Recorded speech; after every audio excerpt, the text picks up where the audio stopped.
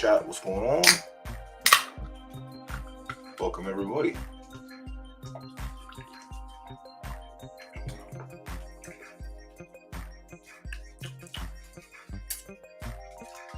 Anyone in their mid to late 30s, when you were a kid, you remember taking the grape flavored Robitussin? It tasted like grape, delicious, fucking sugary.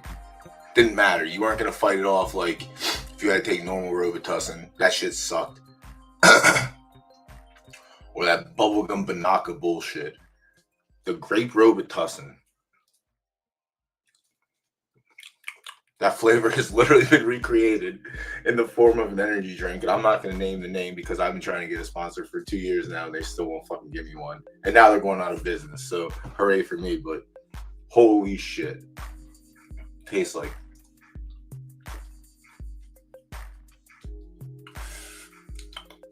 It's crazy. It just tastes like carbonated Robitussin. What a way to start it off. What's going on, everyone? Yeah, so I'm the first hour here. I'm gonna take a look at some of the qualifiers that popped off so far, and we're gonna see some of the early. I'm gonna say favorites because I get to Saturday and we still have a lot of qualifying to go, but we'll call them hopefuls. You know, some Derby hopefuls, just like they do in real life. But yeah, we're gonna take a look at that and see what's happening. Obviously, I had a horse, so I want to keep an eye on, but I don't even think it.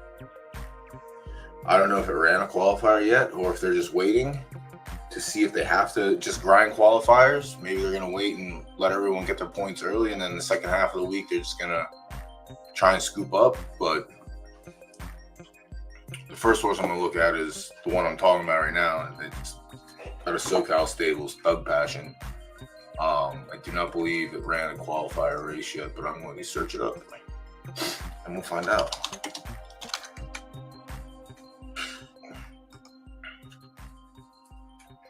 Yeah, so all around, distance seems to be its thing.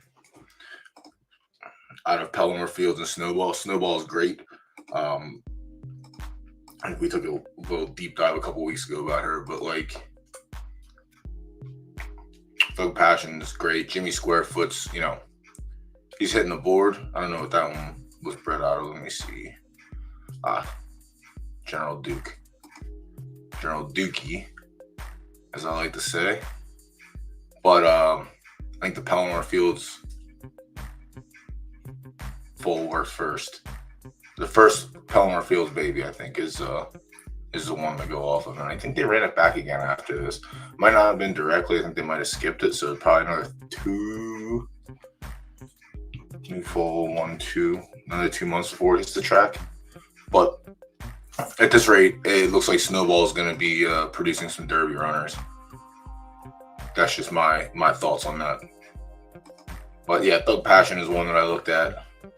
And I looked at it earlier. I think around his third race, I had messaged him and asked if he would be interested in selling, and he's like, "Nah, respect." Said it was his only runner at the time, and goddamn, this horse is. I'm in love with this horse. I love this horse. I hope it actually qualifies and makes it because I think it has a decent shot of like hitting the podium or being up there. Winning the whole thing, I don't know. We'll have to see. But yeah, just loves to run for days. Want some a handful of grade ones. Let's see. This one was I think this field was pretty tough. Shield Maiden, I know, is pretty good. Monochrome's decent. Centurions, whatever. Let me see. How's it done in the full fields? It has second in an earlier race. Probably the first race. Yeah. So this is everyone's getting their feet off the ground, seeing what's going on. But second in a 12-horse field's nice. Obviously, the Derby's going to be 20 horses, so having good results in the larger fields is a spot I like to look at. And then put up a fourth in S Restricted behind Wildfire, who's meh. Nirvana, meh. To meh horses. So maybe he's got a bad break or something there. We'll see, but yeah, 11, 12 furlongs just seems to be the wheelhouse. 10 has been tough, but again, we'll see what happens. Maybe they can get some qualifier points in there from 10. See what happens. But the numbers are up. The fleet figures are pretty good on these so far. Let me go check out the chat. I gotta get this Robitussin in. I'm starting to fall asleep. Shit, you're right, F-Dogs. My bad, I'm getting ahead of myself. Fucking dummy. Thank God you're here to help me out. General Duke or Yaya. I didn't get a chance to I didn't get a chance to breed with Yaya. I actually don't think I was in the betas. I was RDF and LTS, so I didn't get a chance, but I know Yaya was a runner in betas. Like a fucking runner. So hopefully it transfers over and we'll see. Damn, that really messed me up there. I just gave a solid 5 minutes of alpha for next season, which is around the corner. No big deal. So let me get off of this horse since I'm so high on it, and let's go back to the actual leaderboard and look. I know Pork Chop was one of the ones that was supposed to be a favored for the Derby, and it likely will go into the Derby as one of the favorites, assuming it qualifies. It likely will. It has results in big fields. 2 results in 14 horse, 1 win and a second. And what was the major last week? Is it the Harbor? Yeah, tons. Everyone, yeah, it's been scattered out, which is nice to see. Again, it's Tuesday. We still have 3 more days of qualifying to go. Obviously, things can get shaken up a little bit, but I don't think we've seen everything. So it might be nice watching the leaderboard going down towards the end of the week. Imagine Pork Chop. Obviously, it's LTS, but I imagine if it qualifies, it's going to run. I don't think it can. I'm not saying I don't think it can win. Anything can win, but I don't think it'll be up there. Like, it has some results on dirt. Obviously, it won the big, it won this big field, this big race, but also it wasn't super competitive. But still, it's on dirt, off preference. So Pork Chop might be one of the ones that can finish third. I would say. I don't know if it can win until we see what else is out there, but I think Heart was one of the big things that we saw from the 10 furlong race that it ran in. Again, it was on, where's that here? Yeah, I think Michael Collins had more heart, and it just didn't come through for the Chopper. I want to see Last Caress also. We'll pass on Last Caress. So Barry goes with S plus Heart, Lose More with S. So that has to be kind of nice. And then I guess the same thing, but it just didn't come through. And they're both the same stallion too. That's interesting.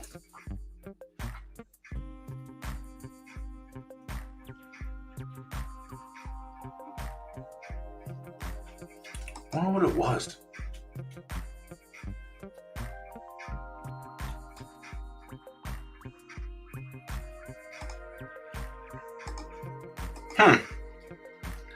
Muy interesante.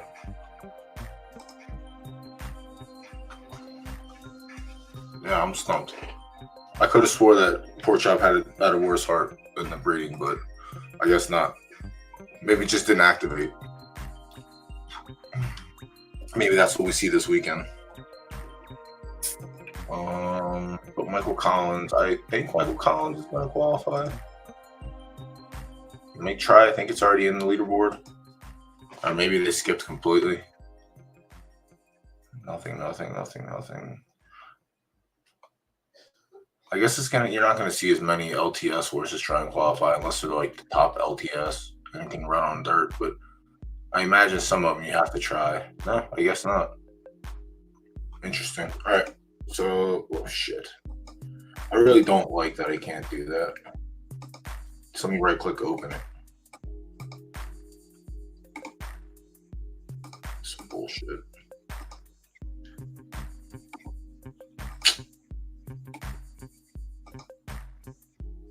Yeah. Not a fan of all this. Bad Ivory Trawlers. Trawlers bought a horse off of me earlier. I think it's ready to run next season, or this season coming up, but this is one of the ones they got off of GVG.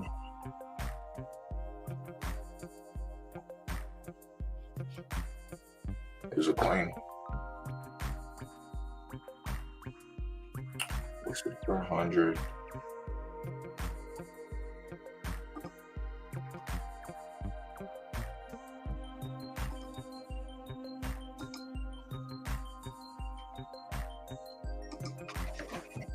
Interesting.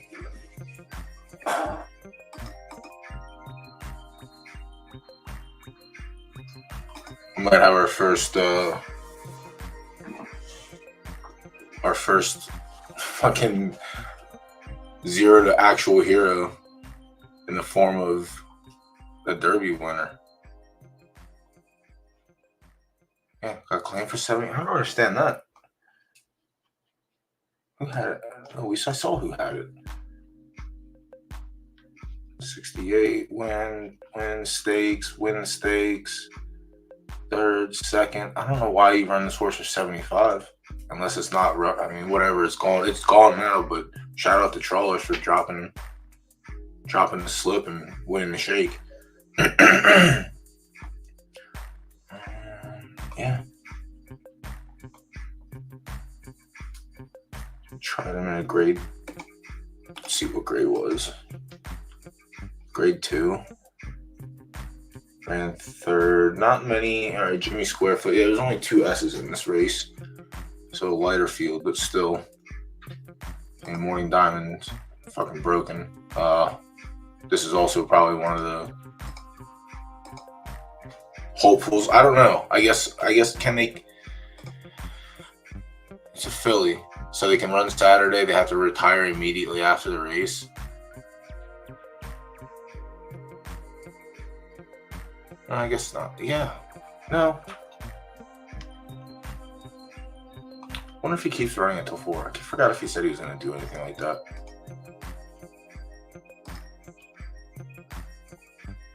Yeah, this is just a good claim. Jeez, good eye. I mean, there was a bunch of other drops in there too, but what is this? Let's do the qualifier. So second, and then beat Morning Diamond. Let me see the last part. I ran the lead going into the final turn. Morning Diamond is sitting 4th, 3rd. Bad Ivory takes a shit. Cafe Latte is obviously cruising.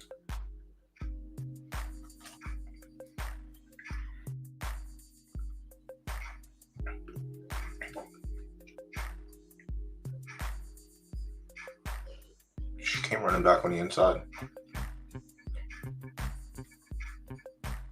Okay, I know Cafe Latte is on the leaderboard, so that's another one. Neither both qualifiers, yep, and then here beats Morning Diamond again. Sometimes just beats it.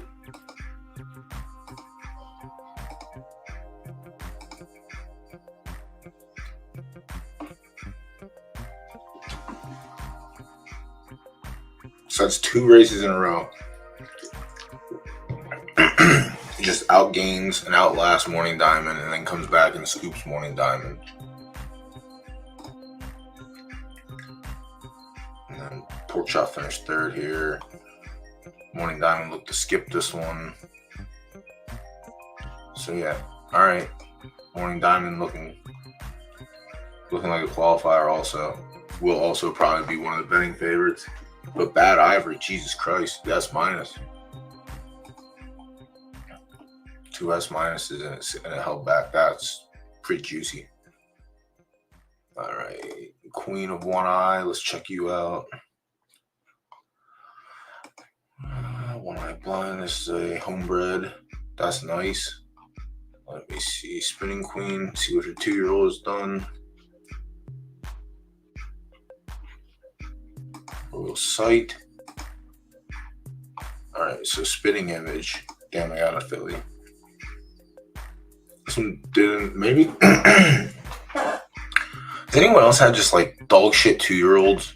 I mean, dog shit. Like the breed, the results just don't match the breed. I know it's a thing. And I know, like, maybe you just have to wait till 3 for them to mature, I guess, or to try and get closer to peak. I had one that was pretty shitty early, but then, like, it was just race selection. Just had to put it in claimers, but now it's been better and consistent, we'll say. Yeah, so she's probably the worst part.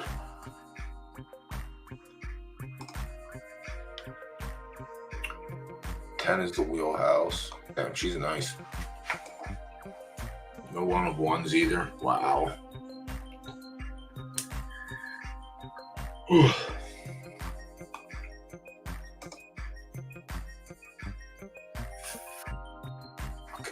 I really wish that this wasn't a thing. I don't want to, like, it's such a simple thing. I don't want to complain about it. I'd rather waste my time complaining about a bigger thing. The fact that I can't right click fucking open. And I gotta do it the slow way. So Forest, the Shawnee Bear.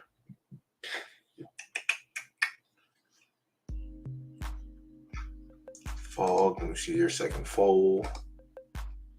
Combat Ready. Scott Street.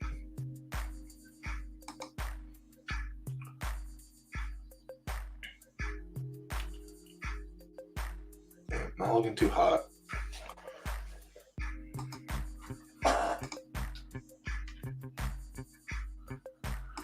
Let's see, Forest.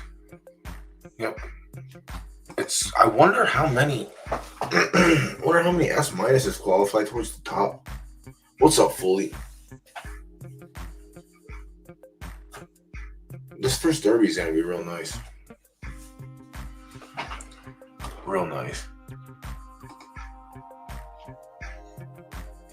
Stens, why don't you tell me you're back? I'm up here sounding like a jackass talking about 2-year-olds, and it's a fucking 3-year-old race. No one's here to keep me in line. What's going on here? It's your show. I'm just living in it. What's up? I didn't know you were there. I'm just rambling. I'm arguing about, and it's. I didn't know you were back there, and I said, let me get my small complaint out of the way because there's bigger things we can complain about. But I really want to complain I brought up for the big complaints. Then is that my role here? Yeah, you have big complaints. Listen, man. When you have 4 horses to run, you can't really complain about much. You know, the game's working perfect for me. But yeah, like I hate the fact that I can't right click open here, and I have to just click on it, click back. It's too much clicking. It feels like I'm playing a different game. I don't know that. Can't you not right click and open a new tab, or what are you trying to do? No, when you right click on the horse's name, it doesn't let you open. Are you sure? Are you serious, Clark? Kind of wet. No, dude, I'm fucking. I mean. Oh, you're right. Yeah, right click, it gets back for reload. It's just annoying. Some pages you can, some pages you can't. Yeah. Well, let's make all pages we can. How's that? And then I don't have to worry about it. You're the one complaining, not me. I'm being good guy. I'm coming up on. Well, you came up at a decent time. I got Bored Ape coming up next. We got to definitely. Talk about that one. It's probably more live than I thought, but I still think even if it wins, it made sense for us to lose it in a claim. It would have been nice if it had won the race it was in. It was a 9-horse race at 10K entry, but you lost it for 200, right? That's 2,500. 200, and basically we swapped this for the S from Morningwood and Cosmos, which was a GVG horse. That's going to qualify as well, but it's not a real contender. So the one we got from GVG is just a better fit for the stable. and it'll be something we'll use for breeding. Where this is like a really nice horse, and it's very good, but it's not gonna. I wouldn't use this to breed. It just doesn't fit into our plans because it's got Shawnee Bear, which was used a fair bit, including by us. We use Shawnee Bear for all of our Crop 1 LDF foals, and it's Ape, which is an Astro, and we have one of the 2 desirable Astro colts as well. Between Yukon and Dozier, we've got Yukon, so it doesn't really fit for us. But it's been a really good horse. Yeah, this one hasn't been as good, and this is I think this would have been an Apollo breed. I think a lot of the Apollo breeds have been really good. I've been really pleased with Apollo. This one has not been good. This doesn't seem to have a distance. When the last I streamed, I talked about at RTF, we bred a lot of our really, really, really good RTF fillies with Walter White, which is an RTS colt, and it felt like, because of how RTS prefers stamina and finish, and RTF has start and stamina, that you wash out some of the good stats, and then you're kind of a bit of a mutt, and you're just not good. And I kind of wonder if that's what's happening here, because Ape is start and speed, and Apollo is stamina and I forget stamina and heart. But these 2 combined to also make an S+ this past crop as well. So I mean, maybe there's something there. Obviously we haven't seen the S+, but I'm looking forward to it. And I do think a lot of the other Apollo stuff has been really good. We've got some S- that are crushing and some A+ that have crushed. I mean, we sold A+ that had won like 7 on its first 12 starts or something. It's another piece that just doesn't fit into our plans longer term. But if I can keep churning them out from our own stable, that's a nice little side benefit of did you pay a ton externally. Did you run through all your sales stuff already? That day that you flipping S- fillies? Well, did I spend the money already? No, meaning, are you out? Do you have anything else left to sell? I did this list, and this is not me telling you to buy it. Yeah, during season 1, like when we first, I guess I talked about it in season, whenever the first foals dropped, because eventually, like, these stables, your stable, for instance, with 40 plus mares, at some point you're going to have to decide, what are you selling and what are you keeping? So I guess now you've reached that point. No, we're there. Yeah. I mean, we're there. Oh, yeah, it's only going to take a month and a half. You know what I mean? Like, if every season we bring on 10 more, 20 more foals, that means if I sell 10 or 20 foals, I'm still making more horses every window. Like we're at the point where we do just need to sell, and I think we'll price most of our stuff pretty competitively. Like, there's some things there, like I just was going to mention A+ filly we listed because all the preference Nazis love their 9 of 9, so it's a 9 of 9 A+. It's listed prohibitively, and our our S+ is listed as well. I don't think either are going to sell, but if someone wants to buy them, they can buy them. But come Monday, I think my expectation is to list at least a dozen horses, probably all fillies. I think we'll just race the colts and claimers until they get claimed. And again, it's not, in my opinion, extractive more than it needs to be.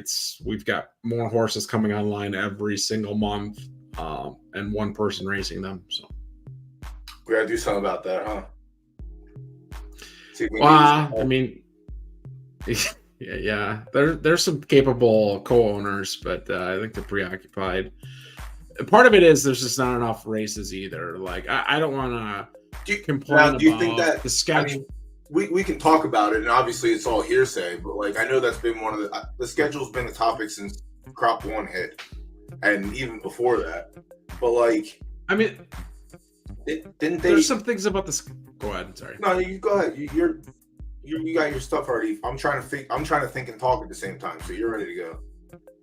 Well, I think they catch a lot of shit for the schedule, which some of it is probably them being intentional of not having a race to go every 24 hours on the minute, because if you have a race that runs every 24 hours on the minute, you're kind of almost daring the same 12 horses to duke it out every 24 hours. And like, that's not fun for anybody. Even if you're winning those races, who wants to race against the same 12 horses in the same race day over day over day over day? Even if you're winning, it's not that much fun. So you want some variation in what race fields you get, which only comes if you make someone make a decision about which race they enter. Totally on board there. And I'm totally fine not racing a horse every day. You can check our race volume. It sucks. It's not good. Some of that is user error. But in general, I mean, I at least think I'm trying to wait for weather conditions. And the race format I want. If it's a colt, I probably do want to race it in a claimer. And if a claimer at the right buy-in doesn't present itself, I'm not going to race that horse. That's like the one area I think the team probably does need to understand, that what's hard is they can examine what races are running, how many entries are in a given race, those types of things. They can see things that are quote unquote a success. They don't see what demand exists outside of what successes are already presented to themselves by races that have run and how much they filled. I swear there is a ton of demand for more claiming races. And yes, claiming races would benefit me more than damn near any other stable. Understood. And you know what? If the team thinks that maybe the ratio on the entry fee versus the claim amount isn't right, like maybe they definitely started too low. Could they have potentially overcorrected? Is it a bad thing that the entry amount is so high in respect to the claim amount that you shouldn't really have horses racing for higher entry fees in claiming races than what would exist in an S- restricted stakes race? I don't even have an issue with that either. I just think we need to have more options at more price points. We've been trying to race the same 3 A+ colts for the better part of a week and just can't find a 4 furlong range within a 15K entry fee to be able to race those colts. And that problem's only going to get worse. And these are A+ colts. I'm not talking about 125K claimer, 150K claimer. I want those too. I want like 5 a day. Or 3-year-olds. It'd be juveniles if it's colts. If I'm trying to find A+ colt races, it'd be 2-year-old. I talked about it last week because like I was going through looking, and like the 20 and the 15Ks were like bare. Like nobody was entering them, and it's like I understand. I guess people don't want to lose their horses that fast, but also we kind of need those to fill because there's a lot of horses that belong in 15 and 20K, and the users are just punting money away, running them where they don't belong. But like that's part of like discovery too. Like you need to realize when your horse is a claiming horse and when it's not. And like I said, I think we're 80% of horses are gonna end up being fucking claimers, if not more. I think we're close. Like I think if you would have looked at the start of this season, a lot of people, myself included, were running some A+ in like 60K, 75K claimers, and now you realize, like, except for like the truly exceptional A+, like that's probably a 30K claimer, maybe even a 25K claimer. You take a step down from that and go to the A level. Like those are probably your 10 to 15K claimers, more or less, unless you're going to use them to breed. And there's nothing wrong with that. Like Mercury, baby. Why? I got some interesting Mercury ones coming. It really is, and I've got him clicking in claimers. Like he's not winning; he hasn't won a fucking race yet. So I'm hoping at 3 he does. But yeah, like I ran it in stakes. It's not a stake horse, and they weren't running like cheap claimers during the beginning of the season, like the first week. So the first one that popped up was 75, dog shit, and then hit 40, and we hit the board. But like, it's not hitting on allowances. It's not picking up its legs in stake races.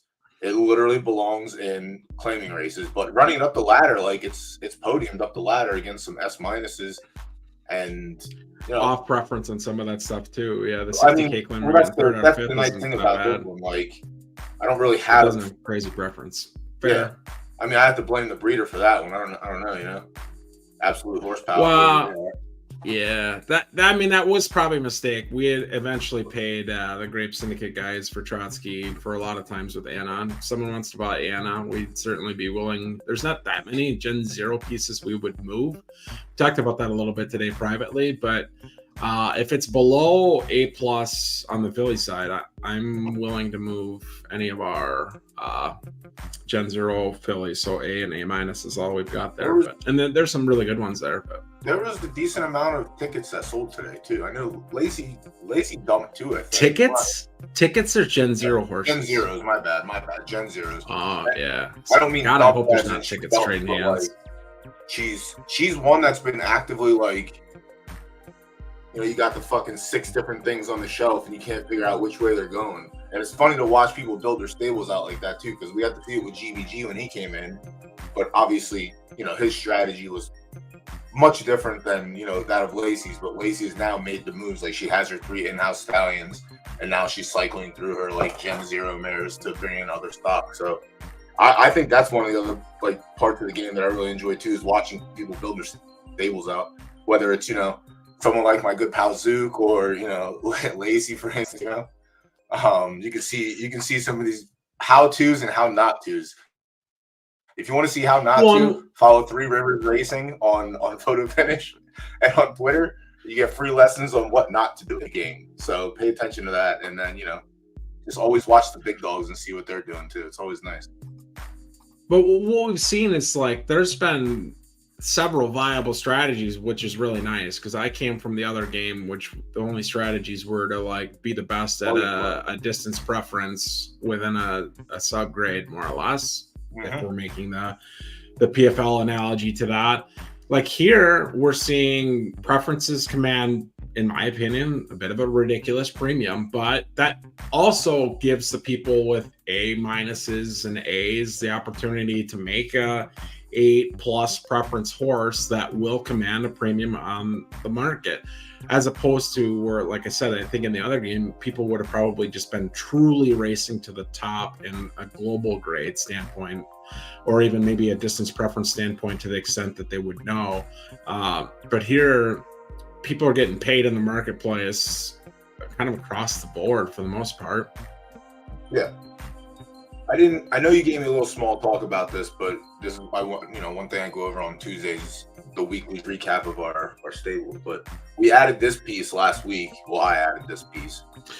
Yeah, I like this one. I wasn't even blowing smoke up your butt. There's a lot of times I just want to like make a backhanded insult towards you, but no, this one's interesting because like the Mundo fulls have been better than, and this is small sample size, and this is anecdotal evidence. I don't have any facts to support this.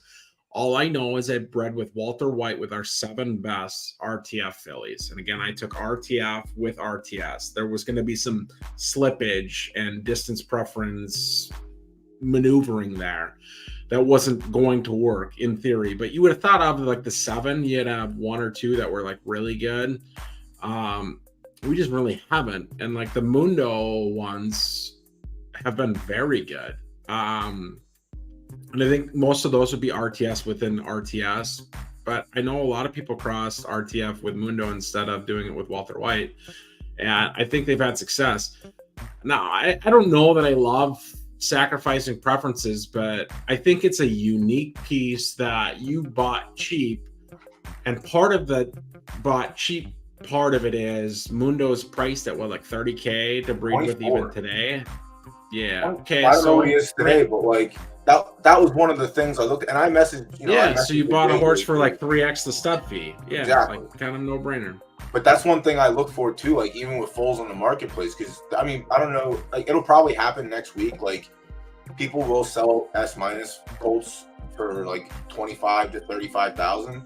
Those I've been like trying to. I missed 3 of them this past season, so I'm hoping to land a couple again. But like some of the stud fees, like you're paying double sometimes, and like to me, like you're getting a little value. Like if the owner's like, okay, I'm fine with the double up, that's cool.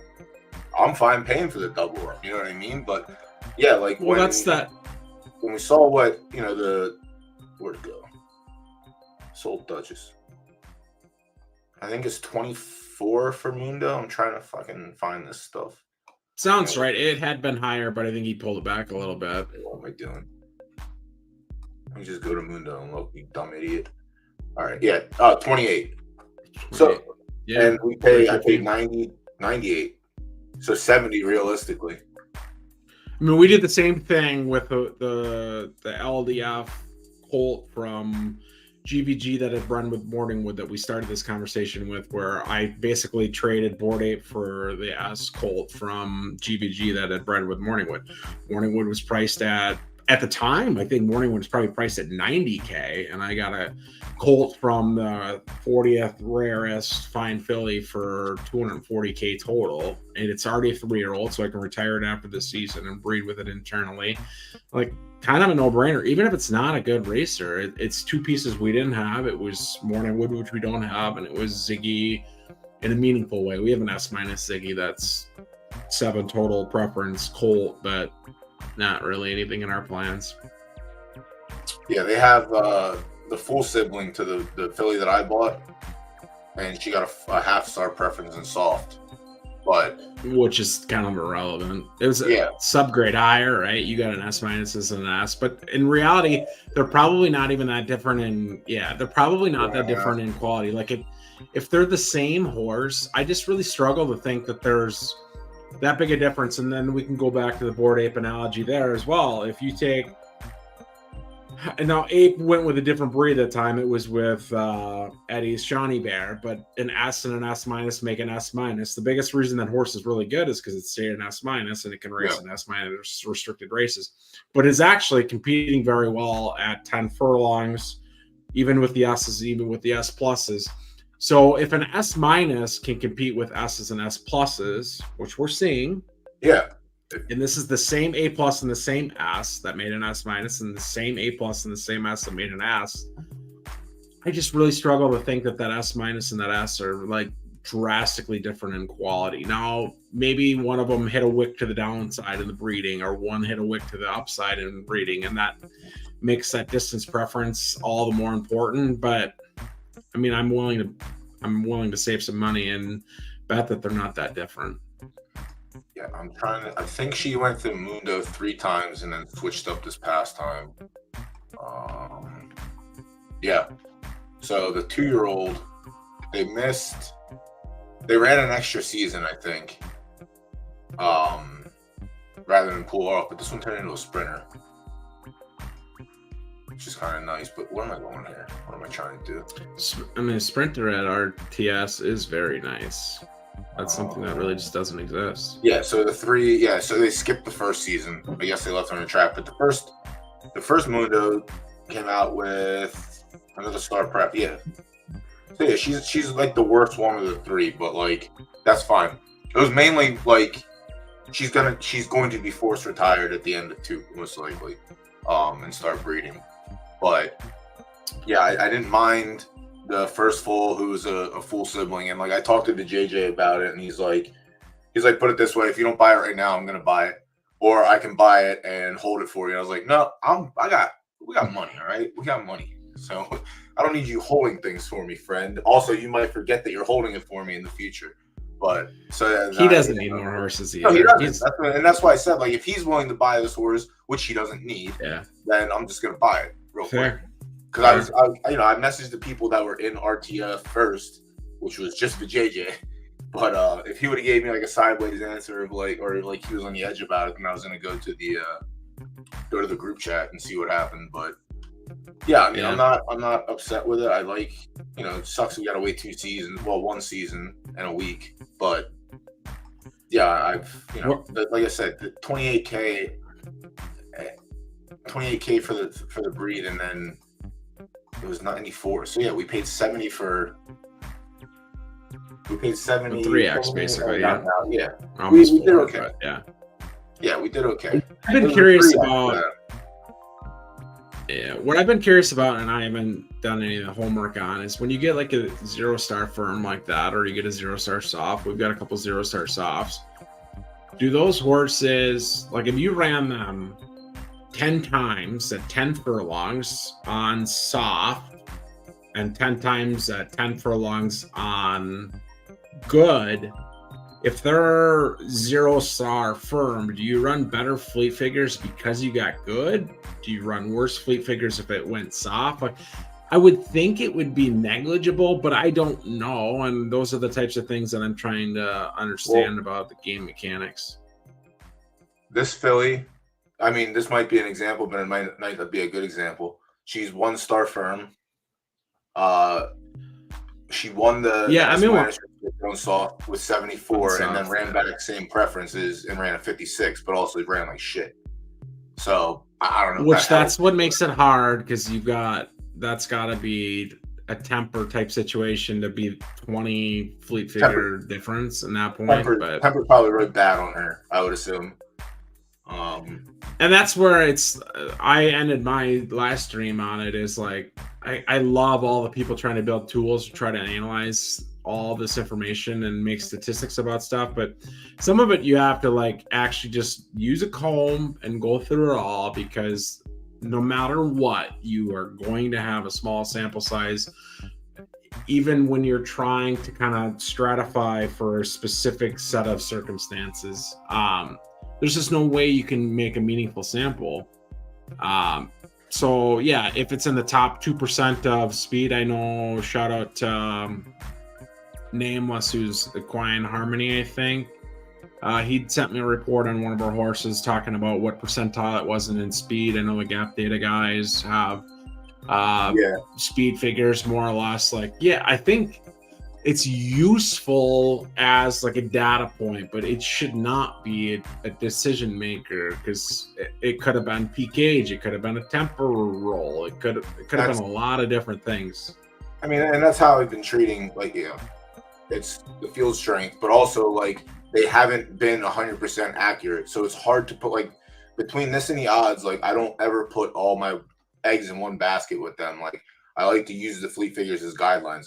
If she, if they're good to help you like try and discover your horse. Obviously, if you're running at the wrong preference and you run a 33, all right, well, something's wrong. Maybe we can try something else. It might just be an extreme like opposite side.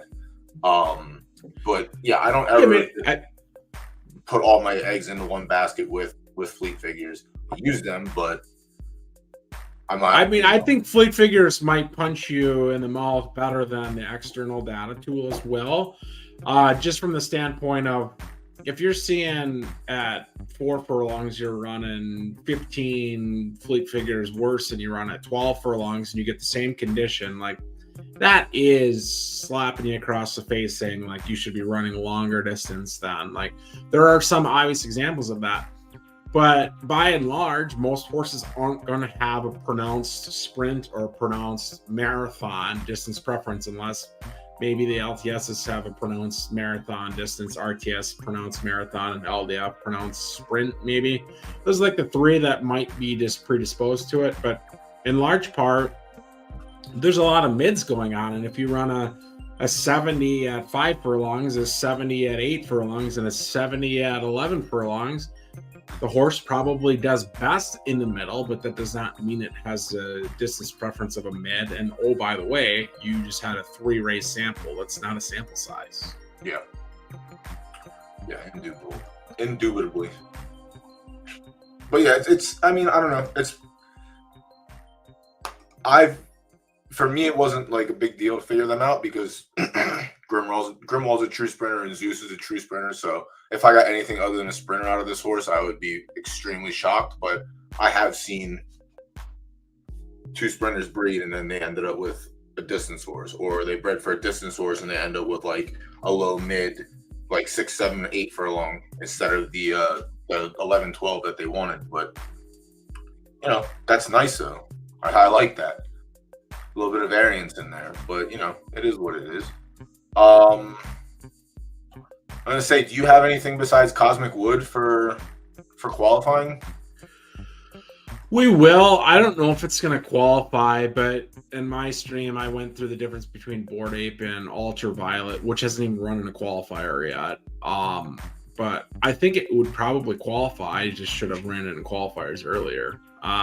It's an S-, but It's 9 of 9 preference S minus, or like 8.5 preference S. No, it must be 9 of 9. Colt that prefers 10 furlongs. That is actually run pretty good fleet. Let me send you the link to it.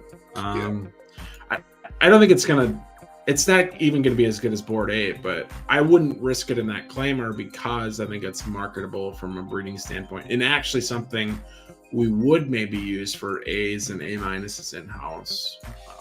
I haven't completely decided what I'm going to do for breeding this window, but we're getting close. I guess we have. Well, yeah, I think that little filly that I just had on screen, I think I really want to get her with Night Saturn, but I guess I'm going to have to pay attention to when he's going to put Night Saturn in. If he does it early, then I guess I'm going to retire early. But I'm hoping to get like a couple days of racing out of her before I have to retire at 3. I just dropped a link in the group chat for Ultraviolet, which I think is going to be. I think it'll probably. The problem is I'm only giving it like one qualifier, but I think it might qualify. And then if it does, the problem is it's 60% chance of rain. Like this horse would need fast to have a chance, I think. But it's won the last 5 races it's run. That doesn't suck. Three of them are at 10. It even won on soft. Small races, but yeah, if that horse can win on soft and a graded state, wow, this is a weird field. I don't understand how some of these happen. That's a nice win. Yeah, you're $50. Maybe that's the problem with being in RTF is there's so much in RTF and RDS. And I'm not. Well, this is going to be running the opposite direction because, like, all my grade 3s, they don't they should have some A pluses in it. No, fucking S plus, S's, and all S minuses, and it's nuts. Well, I would say. So this is this week, which is LDF major. Yeah. So that was not a qualifying race. So I knew that going into it that I was probably going to get a pretty good field, and I would rather take some money off. And I am monitoring the fleet figures. So that horse had run like low to mid 70s in all those 10 furlong races. So that, that's not bad. If it has like somehow crazy heart in a 20 horse field, like maybe it's fine. Yeah, I knew I was probably going to catch a field of horses that were trying to duck the qualifiers and steal a pot. And what else I've noticed is I think the earlier in the day races tend to have weaker fields, probably just because if you miss the first couple waves of registering, you register for the afternoon, which also means you can't register for the morning the next day. So I think the early morning stuff has been a little bit nicer, but I'm going to try to qualify it. If it does, I actually prefer that over the S we got. The S we got, like I said, is just a breeding piece. So at the end of the day, they're probably both just breeding pieces. But yeah, I'm kind of upset. I wish I would have tried to qualify. Well, not even like tried, just like tried a couple qualifiers with this horse at the RTF stakes last week. But like he clicked. I don't know, something clicked. I don't want to say his peak age or whatever. Maybe he's peaking, but like. 2-year-old season wasn't that great, and then he rattled off 4 in a row. Second in the stakes, fourth in this grade 2, I think it is. But behind which Super lost Glue. At like 2, yeah, as to say 2 of the best Taylor, 3 horses. Both hit the board, and Super Glue won. Beat the other S's and S minuses as it should. And you're a firm. What was the condition there? This one was yielding. Yeah. So I would say those horses should beat you. Yeah, and then I think I ran them back today because this one ran exactly 24 hours after. Yeah, 110. So now I know to skip the 110 tomorrow, hopefully. But ran third and lost to Super Glue, and then honestly, that Artemis on Jupiter horses actually come on late, which I pay attention to because it makes me understand potential peak age because it was awful early. Like in 39 starts, it's only at the board 10 times. That's not very good, but it was top of the leaderboard in qualifiers last week, I think, or close to it. So yeah, so it's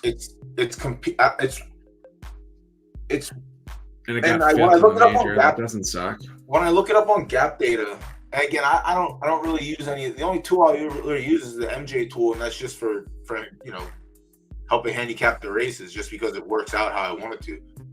It's my own digital racing form, but I know he's a good S minus. I agree. I thought of the S minuses. This one was good, and then obviously Superman that JJ has and is he's really right good as behind well. Superman on Gap Data. So like I noticed that last week after after he won the one, I guess his fourth in a row or whatever. I was like, I guess I have to. It didn't force me, but it's like you kind of have to run this horse in bigger races just to see, because if it's hard though. Because it's hard because I talked about this as well. I was like, I just am really reluctant to truly test S minuses against the best horses because one, in our case, we probably have an S that we would race there anyways. And two, I'm giving up an easier field. Like even if it is a dominant horse, is not just going to be just as dominant in an S minus restricted race or allowance races that favor S minuses over S's. Like there's plenty of places to race an S minus that is a really good S minus and have better win equity or podium equity than challenging it against the best horses in the game. But like I said that in that stream, Sowers and JJ, a couple other people have really pushed their S minuses and had pretty good luck with it. Crypto Hog would be another one. He's got the Quick Draw, which is a sprinter RTF as well. It's been really good. Yeah. And I beat Super Glue earlier. I mean, it's not nothing. I mean, fourth and sixth, whatever. But like, I've run against the stronger fields earlier, and he's always right there. Like, not right there isn't fourth, but like, usually fourth is pretty good in those big races, especially losing to these like pretty solid horses. Hit back on that one. I want to see that race lobby one more time. The winner won by like a second and a half or 2 seconds. No, I'm the one hijacking your stream, but I just saw the margin of victory and I was like, what? Second and a half. But yeah, between first and second, that's kind of odd. Yeah, I'd say 10 furlongs, so it's possible, I guess. But 11, 10, 12. Yeah, and this is very lightly. Oh, they retired. Never mind. I was gonna say it's very lightly raced, but I'm gonna check it out. Drill into that horse. I'm super. So that is the Star Killer one. He had the two really nice SRTS fillies that he didn't really use the first couple seasons, but Walter White. Oh, this is from Buffy, which is Brad's 9 or close to 9 of 9 RTS filly. Interesting. That is a really nice horse. Oh, where'd they go? Yeah, that's wasn't it Mundo, which makes sense. Yeah. That foal is going to be super interesting. Star Killer owns that horse now. That might be one I have to even inquire on. Sailor Jupiter. Yeah, which is Star Killer. Yeah. 14. Yeah, man, that's an interesting horse. Back to the S minus thing. It's like, yeah, I know it was Sowers, right? Sowers, you have to run me in the strong fields to see what they are, kind of thing. I kind of agree with it, but like, it doesn't. I guess it doesn't. It doesn't make sense that some of these S minuses are just crushing these S horses. Like, obviously, it's going to happen, but at the rate that it's happening, it seems a little favorable to the S minus. Well, but part of that is, so we go back to, we made that analogy of like the horse you bought, it's an S minus version, the same breed happened, it made an S. Like, if I don't think those horses are that different, are you just being confused by the global grade at that point? And then some of it can be peak age. I think a lot of the people in the community think that, the people that I would trust in the community think that peak age probably is a smaller impact than we had witnessed early in Beta V3, where it was like busted a little bit. And the team acknowledged they reined it in back then. So maybe it is pretty small. But if you're talking about 2-year-olds and S minus is winning, maybe a little bit in peak age goes a long way at 2-year-old, right? Maturity is going to be different. You're going to hit your curve at a different time. Now, if a 2-year-old at a 4-year-old season is beating S's or S pluses, then I guess I'd be a little bit surprised, because if you're 4.5, the team has basically told us like that's the average peak age. So an S minus at average peak age probably shouldn't beat the S or the S plus, but strong distance preference maybe. My old man's been crushing the 3-year-olds lately, which has been fun. But some of the 3-year-olds in these like in the A minus range, I know it doesn't really go down that far, but like some of them are kind of nice. This is my favorite one. I took him off preference on this one, and we fucking crushed a nice field.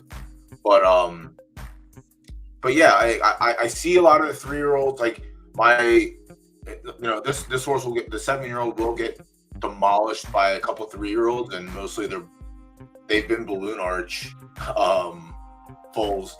Not to pump those bags at all, but it's been pretty consistent. Like in the A minus, just seeing balloon arch babies, which is good for him. But that's I don't know. So I don't know how much of a pain in the ass it's been, like the 3 versus 7 thing. You know, the age difference. I haven't really been like. I haven't seen it either. Yeah, like we cut our lot. What I considered it wasn't even a loss. We cut our wins on a lot of Gen 0 racers that we had, just because it's not the best way that I can use our stable's resources to have those, even if they're very profitable racers. I can do something else with that. So we sold one. Thunderstorm was one of those, as an RTS S minus, and that horse has been still been pretty good based on everything everybody else has told me. I got beat by Thunderstorm here in this race, and I wasn't too happy about it because I thought I was home free. Sloppy at least, and it is a longer distance horse, so it's getting the best of it for sure. But yeah, I mean, good for them. I would love if every horse I sold, someone else made a bunch of money off of it, because I made money off of it. Why can't they as well? Like, I'm fine with that. Yeah, I was sick after this race. I was really sick because I really thought I was gonna get it, and then fucking Thunderstorm just clipped me at the wire. Oh, look at that! Could say storm past you. Graphic. Yeah, beautiful graphic. Jeez, But yeah, Thunderstorm's still out there kicking ass. I don't know. I mean, this is it, right? This is the last time we'll see it, because. Well, they can race through the 8-year-old season. That's what I understand. So we're basically retiring at 9, not at 8. You retire at 9, not after 9. Yeah. So we retire at 9 instead of 8. I thought we retired at 8. So end of 7th season kaputs. But I guess it wasn't that way in the betas. At least you could race through your 8-year-old season. I never paid attention to that, which is kind of funny. All right, so I guess next season we'll get 3, 4, and 8-year-olds. Which I would think the Fords would have a decided advantage in that, but we'll see. I don't know. I don't think I'm going to keep any of our 4-year-old colts. Don't worry, I'll come on the track, because the 2 or 3-year-olds that I like, I've got plans for. I don't know. I guess I could keep one out. Probably not, though. Holy shit. Oh, never mind. I thought that was the claimer. I was going to say, we're getting a full field for the claimer tonight. But what is it? We got enough. That's enough. These are I scrolled down here. Claimers, in my opinion. Yeah, I scrolled down here and saw 15 to 16 because I assumed race 2, closed before the claimers did, but evidently not. Pull up the claimers. Handicap it for me. Tell me who's going to win. I skipped. I was gonna run the S. God damn it! I should have ran the S minus here. One of our old horses in here. Something about Mary. That would have been ours. That's I don't know who owns it. Rangudo. Yeah, this is that guy came in. He claimed this horse for like, I don't know. He claimed it cheap and then won a stakes race afterwards. So it was a good claim on him. Another horse we let go off too early, maybe. Yeah, he claimed it for 60. Curious if that was us. September 25th, it might have been. Well, that's interesting. Then go back to I'll eventually get back to the field. I'm just curious what we got. 125K claimer. Yeah. And there's no fillies, right? I assume. That's what we're going to. I gotta clean up my shit here. You're fine. I'm trying to jump ahead. No. No Phillies. Okay. And we got The barista running off. Barista running off reference. Yeah, no Phillies tonight. So now That's fine. Yeah, I like using the MJ tool for the racing, just because it allows Teach me me to how. narrow. Teach me. You don't use the tool at all? I mean, I guess you're not a real big tool person, as you stated. Well, I am a big tool, but I don't use many of the other community developed tools. Fair enough. Like I said, some of them I will, some of them I don't. I don't really like. I don't know. For breeding, like I don't have a big establishment to like worry about breeding reports and stuff. So like, having to breed 1 or 2 fillies a season is pretty easy because most likely it's consistent. You're gonna like this one. So Zook wants to take JPJ to Mundo. Yeah, I don't, but I understand where his head's at. Up his ass. Well, yeah, but it's been there for 2.5 years or however long I've known him. So yeah, he messaged me about it. He's like, I want to go to Mundo. I was like, I don't think you do this, please. Please don't. Please, actually, just don't fucking do it, please. I said you're going to make a worse preference horse than you are a consistent racer. I was like, just don't fucking just stop. Well, the problem with that is RTS generally is predisposed to prefer longer distance, and LTS definitely is predisposed to prefer longer distance. So you're not even gaining anything. You're not adding anything to the equation. You're just sacrificing 3 stars on left for 0 stars. I said if she was like a 1.5 or a 1, like sure, I guess cool, like you could do that. But I was like, you just it's not gonna work how you think it's gonna work. But again, I don't. My man's took control of the ship now, so I'm just the consigliere. So he doesn't have to listen to what I say. But I told him I was like, I would like for you to listen to what I say, if you could, please. Please. Tell him about the preference Nazis and how much he's screwing himself. He doesn't, dude. He thinks he knows this game better than anyone. It's fucking crazy. I told him I was like, you gotta get on stream sometimes so I can get you on recording saying all this shit. Please. Screenshots are good, Okay. but I don't like sharing screenshots. Teach me how to use this now. All right. I guess I should start from the beginning. So yeah, you go into horsepower comparison, and then it'll bring this screen up. Over an entrance, you'll hit clear list. Clear list. You want to reset everything, and then you go to the race that you want, and you start. Drop the URL in, or okay, literally copy pasta. Copy the field, and then paste it in, and then this is where everything else. All right, so it's 7 furlongs. So I close it in to 7 furlongs. That's too tight. Give it a ring, or do you have to go to the specific distance? I go to the specific distance because then it just has all the horses that have ran at that distance and how many races. Like it brings up everything. Use your distance funnel. Go to 7 and 9. I'm the captain now. This guy. And then I go over. Or it's at 7. Go 6 to 8. 6 to 8. Just give me a furlong on each side of it. Sorry. Yeah, that's the Mo. Mo does that. Hold on. I start it that way sometimes. Right. I start it that way sometimes, and then I close it in. But regardless, you do your distances how you want to do it, and then you go to event type, and you only highlight what the event type is. So if it's graded races, you can highlight all the graded races and then do process of elimination. Like if it's in a grade 1, you can start with all 3 and work backwards. If it's a handicap, I'll normally do only handicap, and then I'll add allowance just because the weight tax is similar. Same. You get similar results and outcomes. And then if it's restricted racing, restricted grade, then just that only. But it's claiming, so I'll do claiming only.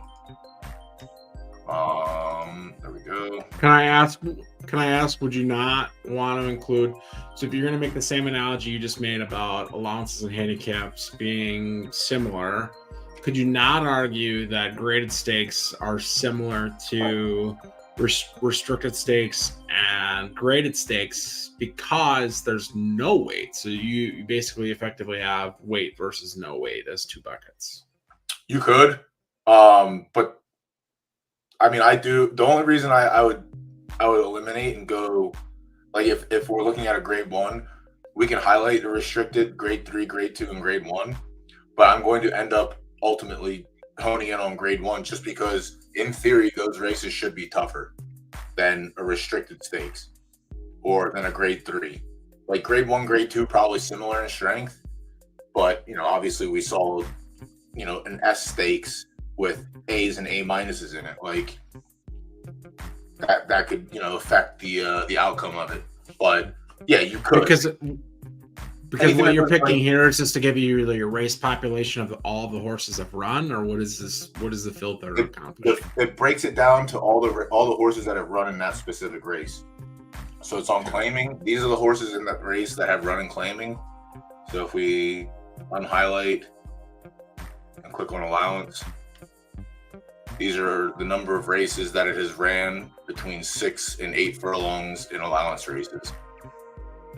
It has its speed on here. Says, being a stickler, it says 6 and 9. Is that 6 and 8 or is that 6 and 9? No, Stens, this might as well be. You might as well be a teacher. Well, I'm just asking questions. It would say 7 furlongs, but someone needed their odds and ends. So. I do want a range, yeah. Yeah. So here's your 6 and 8 range. These are the horses that have run at 6 and 8, between 6 and 8 in allowances, the number of races, the average odds. Over win place show, you can hover and it'll show you this horse has ran 5 times in allowance races, has 2 seconds, 2/3. Something about Mary. This one has 2 wins, a second, and a third. 1 win in 2 starts, a second in 2 starts, 2 wins and 2/3 in 5 starts. But then you can hone in on track preference or the racetrack type. So I think it's sloppy. Yeah. Yeah. So if we come down here, I'm going to go back to claiming now because that's what we're looking at. All right, claiming, and then we'll go down here, race condition sloppy, and I think it pulls up all of the races that the horse has ran in that were sloppy, if I can remember. And you wouldn't include soft. You're just trying to, say. I mean, yeah, you can do the same thing. You can start with soft and yielding, and then just hone into what it is. So if we add soft, probably get a couple more results. Yep, we get 2 more added in. If we add yielding, we'll probably get a couple more also, just because these are older horses and they have a larger sample size. So yeah, this is non-fast. We also have to remember what they are too. So it's left turf. Right. So. Okay. So. All right, I understand where we're at. Take me through the analysis. I'm reluctant based on a sample size of 4, 3, 1, and 1, but fair enough. I'm listening. So now I'm going to go back the way I knock it down. I want to go to. I'll look. So we'll see. Obviously the sample size is very small here for them. Something that Mary has a win in the claiming at 7 at somewhere in between here. We're gonna hone it in then. And all right, so I'm gonna go back to sloppy because I don't think an A is going to win against against S minuses. Probably not in a claimer, I wouldn't think. No. Yeah, that's why I like claimers so much. It's open racing, but it's also how shitty is your S minus compared to my A plus. One could say if you wanted to get rid of grade labeled races, whether that's allowance or grade restricted races, the easiest way would just be to double or triple the number of claimers and let the community figure out what a horse is worth and where it should run. I like that. It's a novel concept, but I would also seems like it works. I would also want my great restricted stakes still. I still want those. Like it's I get it. I understand it. Not wanting to have like grades attached to everything, but until they can figure out like the weight distribution, we're gonna have to keep the grades probably. Like until they can get it figured out, like how the tax is gonna work for winners versus losers. I don't think we can get rid What of if your horse? But what if your horse isn't plus 2 pounds or plus 4 pounds? It's just this is a $30,000 horse, and if someone wants to buy that horse for $30,000, they can buy it after you win that race. Like, does claiming not effectively solve everything?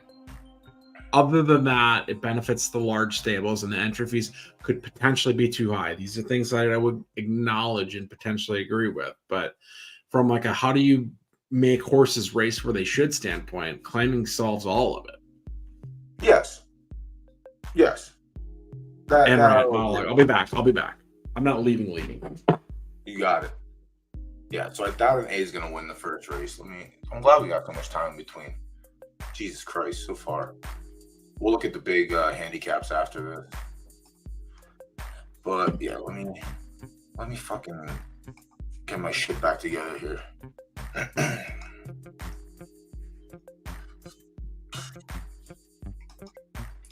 He did admit it. I have it on tape. All right. So we have our field. Going back to 7. Going back to claiming only. It probably is something about Mary that just wins this race.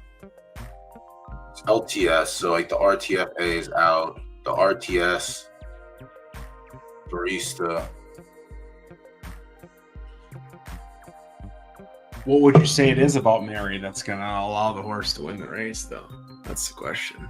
Probably the race prior results, honestly. Let me look at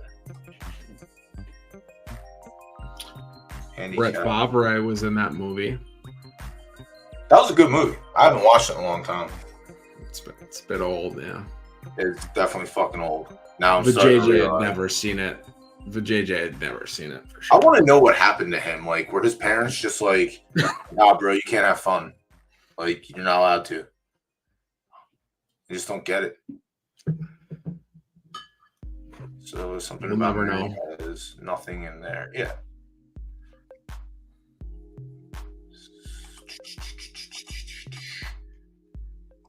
What else is? Yeah, I'm very surprised at a lot of other movies that he hasn't seen. Like, I am surprised that he has seen Talladega Nights. That does surprise me. Well, he's a Will Ferrell fan, so that makes sense. I guess you either are or you aren't. Like, I have a friend who's just like anti-Will Ferrell. I'm like, you're a fucking lunatic. There's no reason. I think it's done like the Adam Sandler thing though, where like early Will Ferrell stuff was really good, and then there's been some big whiffs after, and Sandler's whiffed a ton after, and Sandler doesn't care because he's making $40 million a movie for Netflix or whatever it ends up being. Hey, man. Sandler's put some good stuff out. Fucking Waterboy, that's a classic. Poker Player with a genius comment in the chat. Yeah, he's the official secretary of Photo Finish Live for sure. Oh my god.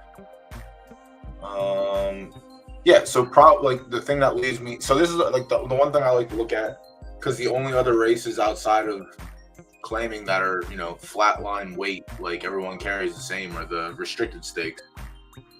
And if the horses like can do good in restricted stakes, then they should be able to. In theory, they should be good enough to win claimers. Whether that, whatever price range that you happen to fall into. If you have an A that's winning restricted stakes, most likely you're not going to win the 83,000 claimers against the S minuses. You might hit the occasional third, but like it's hard to imagine winning those. So like maybe that horse has legs in a 50K claimer. I can't imagine anyone's dropping a claim for an A for 50,000 unless it's a filly. But even then, don't do that. Or do it, whatever. I mean, I'm not gonna tell you how to play the game. We've seen some weird shit happen, but yeah, the restricted stakes and any of the stakes are even playing field for weight. But yeah, something about Mary. Obviously, some of these wins may have came from their time in your barn, but 2 starts, winning a second at 7. Barista, a win and a third, and Chaos Theory a third. The other thing I look at too is at that distance, whatever race type we're looking at, I look at the profit and the P&L basically. If the horse is negative at that particular distance in that particular race, I'm very likely not to put a wager on that. But if your horse is positive and has a decent sample size, that leans me closer to a more consistent wager type, But I hear you. You can hear it.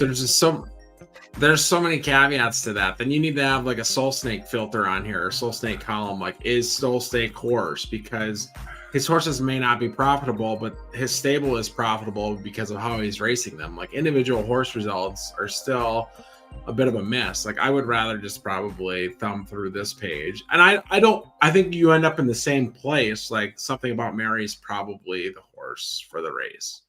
But when you're trying to use statistics to show me a sample size of 2 races for the 5 horses in this race, can you not thumb through the 2 and see what the horse is raced against in those 2 races and where the horse has actually been fairly good?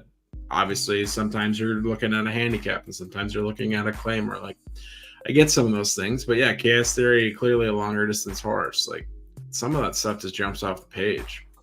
And also, the one thing to try and keep in mind, and for you it's different because if you're running in this race, you're running in this race because you have a horse that belongs there. Most of the time, people are trying to hit the crown multiplier. Farm crown. Like, I've tried to farm crown in these races. I'm it's not getting tougher now. It's definitely getting tougher now. Oh, we're just talking about your current horse, something about Mary, and a former Sten's horse in something about Mary. I assume it's ours. Click the bloodlines. I think it is. No, I thought it was is it 3-year-old? Oh, it is a 3-year-old. I thought it was an older. So Mary would be the filly. And that was a pretty good fucking claim, yeah. Yeah, it's a Pluto. Wow. Huh? Wow. Yeah. Sten's comes on stream, it turns into an absolute horsepower plugging stream. Wow. My 2% is looking kind of nice at the end of the season. Can't wait. Welcome. We're not going to sell a single horse between tonight and the end of the season, so congrats on your 2%. You don't know about that, dude. You don't know. If they keep buying, there is an S plus out there for 20K. 2% of 20K is a nice number. You could probably split that. I'll take a 0.5%. You could rig it. You could tell the person to buy it, and then they give you the 2%. You kind of split the profits or the losses. One of the two. It's kind of nice. But yeah, so I like something about Mary there, and I like the tool. So we don't get completely lost in it. What are the charts below? Like what else is on the page that we didn't talk about? This is the speed. The speed. Yeah, I look at it, but I don't look at it. And the other one is the average finish percentage. Okay. Average finish is down. Yeah, average finish is down here, but yeah. If you do look at the speed, something about Mary is behind the other ones, but it's not that far. It's not that. So I think. Yeah. So to come full circle on the tool, like I think that the tool can actually probably work. To me, you need to have like at least 5 races per horse in the sample size you're looking at. Like in claimers, that might not make sense because you know what happens. Either horses run in claimers forever or they run in claimers once and they don't run in claimers again, and you just don't have a rich sample size. But if you looked at restricted stakes for S- restricted stakes, like those horses are racing S- restricted stakes all the time. So you could get a 10 or 10 race population, and then the tool might actually be very useful and informative. And it seems easy enough to use and straightforward enough. So kudos to MJ for setting this up and allowing it to be free to use as well. I think he has another update coming out this week. I don't know what it's for though. I guess I'll have to pay attention to his stream tomorrow if I'm not already in bed. You say that like you're not sold, like you weren't already gonna be there. You didn't RSVP. No, I don't do that. I'm a big fan of just showing up sometimes, you know. I don't like putting things in my schedule that aren't actual clock in, go to work things. I like to be a free spirit. And then if nothing pops up, then I get to be a couch potato. That's kind of nice. Get to relax. It's like me sitting backstage at your stream for 10 minutes. It's like, well, if he doesn't bring me up, then whatever. Then I can just say like, hey, I was waiting backstage for 20 minutes. You never brought me up. Not my fault. Not my problem. Yeah, that's fair. That's fair. Yeah. So then in the bigger races, obviously the tool gets a little bit more fun, just because you can extend the. You have to remember that too. Like, so on Derby Day, if you try to use this, you have to extend it out to 28 registrants, just so it calculates everything that you put on. So how does it handle weight then? Because you can't evaluate an S- against a B+ unless you know that they're carrying the same weight they carried in those other races. I don't think weight is factored in with this. I don't know. I just know it is. Go back. I was teeing you up. That column in the middle, just below registrants, I think, left of odds, that must be average weight. Gotta be. Oh, yeah, it is average weight. Yeah, I don't pay attention to that. Just because you missed oh my God. It's like a Rudy Gobert, like, alley-oop that Gobert, even though he's like 10 foot tall, just didn't, actually manage to dunk. Rudy Gobert stinks. What do you want? No, but I don't look at that because most of the time when I look at the handicap, I'm already saying I'm likely not betting the S-, and I'm likely not betting the A+ just because they carry the most weight. And handicaps are known to be the B+ and A- races. But occasionally, if you get a strong S- or a strong A+, the weight doesn't mean shit. They're just good enough to win. But yeah, that's obviously on here too. It's right there. You knew that. You were just testing to make sure I was paying attention. No, I really don't pay attention to the average weight on there. That was another assist. You were just supposed to take it. It's all right. Listen, man, I had a lot of vegetables today. All right, so I'm not quite up to speed, the same speed as you. I see you're a fan of the bear because you're drinking out of you drink out of quart. You must watch the bear. You must be a fan. I hate that shit. I really do, man. Like when we have an open water, like we have a fresh tap water, and we have the sparkling water system at the cafe. So like I get my water from there, and people see me filling up my quart, and I'm like, you guys want to fucking you want an autograph because you see someone drinking out of a quart and you see it on a TV show? Like, does this do something for you? Are you super happy to see this? Like, I've been doing this shit since I was 16 years old. Like, give me a break here. Just because it's on TV doesn't mean it's the first time it's been done. But yeah, the court definitely gets some heads turning, which is goddamn ridiculous when you stop and think about it. But Jesus Christ, man. So what do we got here for the first handicap? Oh, is it 12 furlongs or 11? It's 12, and I think it's Give me 11. It's on good. Give me 11. 11 is the same as 12 in this, I think. Okay. Then give me good and fast for condition. I'll open it to 10 for you. I don't know that you need to, but if you want to. No, I don't like doing it. Because it's like I feel like 11 and 12 are in their own range, and then I would say 10 is close enough to a mid, where if you prefer 12, you probably don't prefer 10. Good. Did you put fast in there or no? I know it is good, but fast not listed. Kind of weird. No one is ran fast. Oh, now you're back to a total population of 4 races. But now we're put in like allowances then, yeah. And then maybe you'll get fast and maybe you'll get some races. Not really. How do we get more races? That's what fast. You open it to still small. There's nothing else that adds horses. I know. Yeah. I'm with you. This is why I just pen and paper and make pen. Listen, man, I like pen and paper too. Or also, go back to the race. Have someone, not only to say back, we'll say passenger seat coaching, because you don't know how to. You've never used this, so obviously you're gonna have your own way that you like to use it, different than how I like to use it. Is the best way, and that's just so. I'll Right, do the I get it. refrain. You should donate to MJ because I do appreciate public tools. I'll donate after this stream. I just think you have to understand what you're looking at, and you can't look at it as that it's gospel. And to your point of like you look at profitability, and I would say I would just ignore profitability because profitability depends on the motives of the person entering the horse. Like sometimes it's very profitable to enter a horse even if the horse is going to lose because you have a ringer for the race and you just need the race to run, type of thing like that. So I think if you could get a sample size of 5 races within a 3 furlong It's also harder to grouping. do with the 2-year-old races as well. Like Sure, because some that's one people of the like us, toughest we've only things. raced like 4 times. Like, yeah, no, I get it. I get it. I Yeah, get it. But that's why I'm just gonna thumb through and look at it. yeah. And I might not win. Your bets are gonna win. In previous, well, there is a. I don't know if you noticed on the Twitch, we have a quote from Trot On last week that was up there. Is the alpha is to fade whatever I say. Whatever I say not to bet ends up winning. Because like I'm so anti S minus in the handicaps just because they shouldn't win.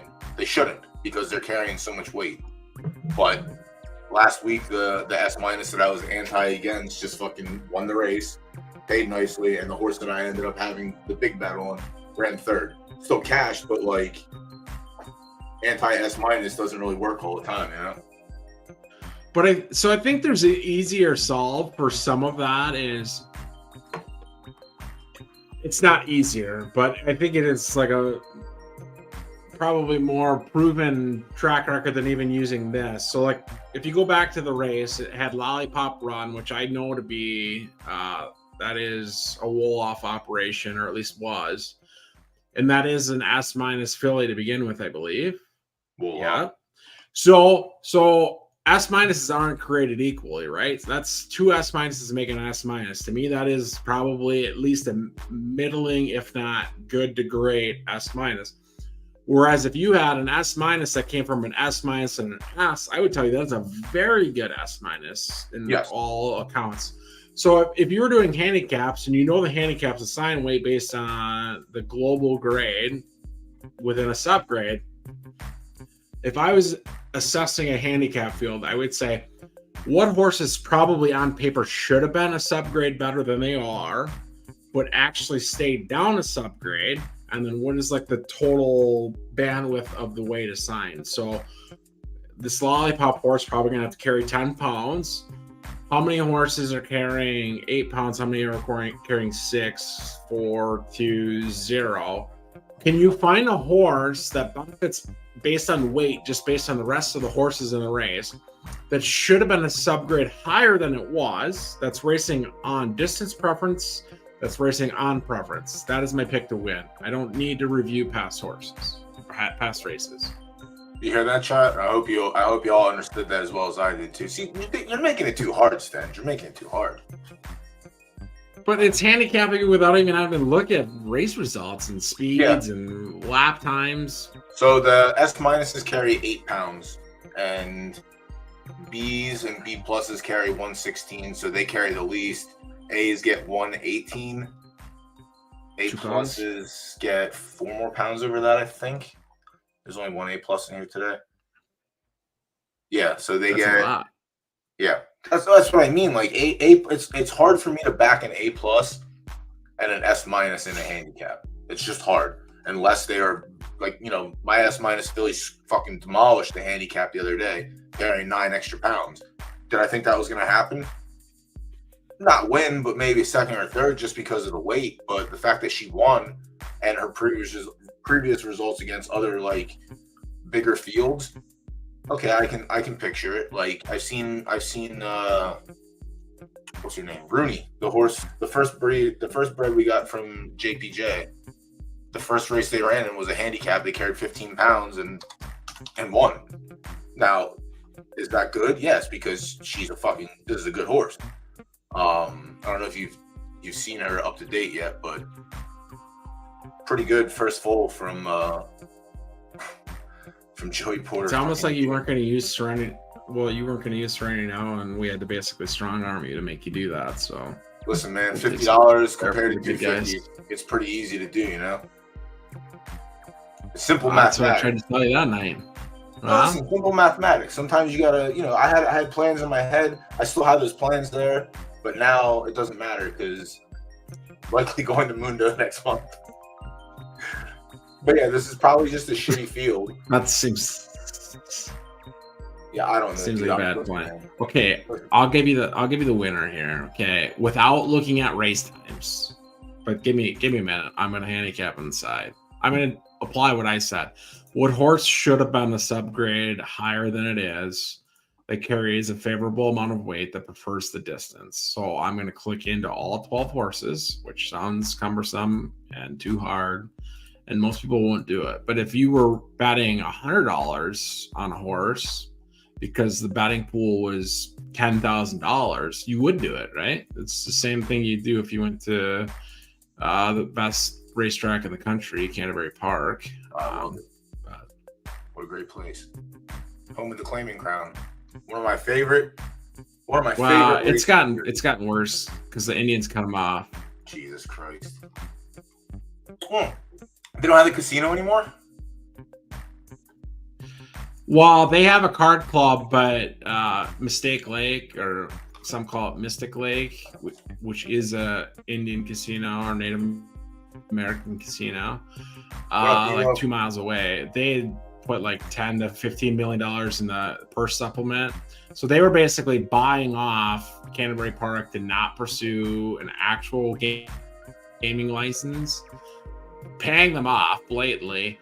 And now that purse supplement's done. And then the Native Americans, Mistake Lake, got legalized sports betting in the state of Minnesota and cut the tracks out of it. It's a bit brutal, but it is. But yeah, if they're not getting, that's not good. That's why, like, what's our race distance? Sorry, it's 12 furlongs for this race. That's why when Pennsylvania got approved for casinos, like, dude, the money that people were racing for, and I was probably about 12, 13 at the time, probably about 11 or 12 when like they implemented it. No, I was 12 because it happened the year after my dad had his like successful 2-year-old, so he got hoed because like the main special weight that he won, the purse was like 16,000, and then next year that same race was like 46,000. So like just the addition of casinos, it was fucking crazy how much they got boosted. And then like the state breds, if you own a Pennsylvania bred horse and you win a race, you get 40% on top of the purse that you won just for being bred in Pennsylvania. So like, you win a $30,000 race, you get 60%, and then you get 40% on top of the 60. And it's just like, it's so good. So it's just a great time. But like without casinos, that's not happening. Like, because just the handicapping and wagering alone isn't enough to like, if you're, especially for Pennsylvania, like you don't really have people going to your racetrack and dumping millions and millions. Like when you have a casino, now you have people coming in dumping millions and millions. Like it's hard to get people outside of the Kentucky Derby to have like giant wager pool or outside of like a race weekend like Saratoga has. Like, it really goes hand in hand, casinos and racetracks. But yeah, it'd be nice if Canterbury wasn't like that, because that was the place back in those times. But now it's like, I think they do well on like Wednesdays. So I am working during this conversation. I am crossing off Trivial Psychic. That horse does not have a chance. Yeah, it's an A+. I'll agree with you on that. But it should have been an A. Oh, that's right. You're doing the voodoo behind the scenes. Yes. I'm crossing off Follow the Echo.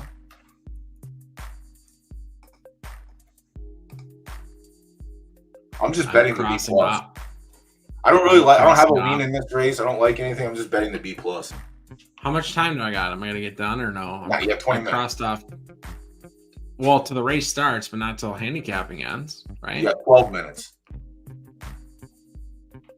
Qatar is interesting. I agree. They Yeah, get I so think- much benefit. The I low think I'm grades. just betting a big. I'm going to put money in the show pool since I did ask them if they could spread the money out, just because I have people that come in and like to bet show. And if you bet the show pool, like there's nothing in there. So I did ask them if they could spread it out a little bit, but they haven't got to there yet. Okay, But so yeah. I said all of my cross-offs. That still leaves a lot of horses, so I got to go to the next tab. I'll get there, though. Lollipop out. Yeah, Qatar. This is like the most work I put into a single race since we went live and photo finish live. It's a lot. Yeah, I'm just gonna hammer Qatar for show and put some money in the show pool so people can get some value and win my money. That's what they say when they know they have a good bet. Nah, listen, man. The 14 horse fields and the juvenile handicaps are harder to handicap than the older horse handicaps. Like, just again, because of sample size, you don't really have a lot to go off of in these races. And most of the time, I feel like people are just, there's obviously some sprinters in here, and this is a 12 furlong race. So I feel like, it's something to be a part of for the most part. Like, the crown gift really isn't a lot, but like, it's, you're taking part in, a weekly special, I guess. I don't know. I don't understand.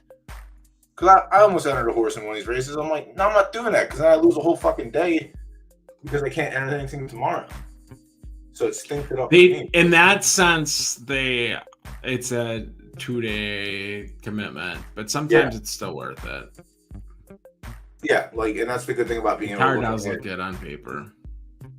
Chat, who are you looking here? Do you have a lean? Obviously, no one really says anything until after wagering closes, but it's a 14 horse field, so I feel Cowards.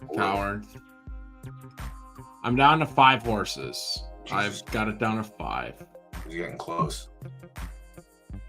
How much time do I got? You got 10 minutes on the dot, 20 minutes for race 2, and 50 and an hour for the claiming races till they close. So I'm not going to get the rest. That's kind of the frustrating thing, I guess, for me is like, so we started streaming. Well, the last race of the day is at 9, right? God's country Central Standard Time. So this next race, is like an hour and a half later. I guess the field's a lock. I should have been looking earlier, I guess would be the refrain. No, because tough to beat. The entry doesn't close until 10 p.m. for the after dark races.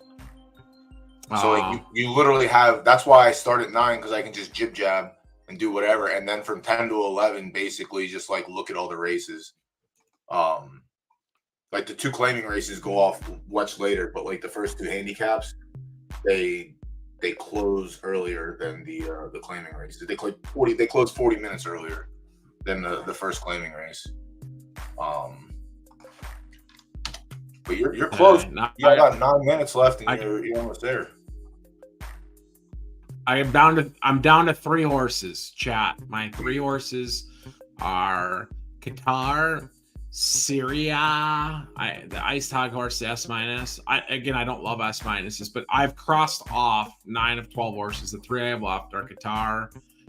I'm going to say Syria. That's not right. And then Video Rocket, which has never hit the board in 13 tries. But I just don't know where the horse is good. It's got to be good at something. What was your third one? It's probably... so I've got Gates that I have not crossed off. Gates 11 is probably the favorite. 7 and then 4. Video Rocket has some value. I mean, it's never hit the board anywhere. Why does it hit the board anywhere? Career earnings are 92 Derby. Yeah, that's bad. $1 racing and 13 Couldn't lift its feet up in a 30K claimer. I don't think it has legs. But here's the deal. Here's why I kind of like Video Rocket a little bit. It's from Per Video, which is an A+, and Rocket, which is a B-. So I take that back. I thought that was a B+. It's because I've had a couple beers. So I'm going to cross that horse off. Video Rocket does get crossed off. We're down to 2.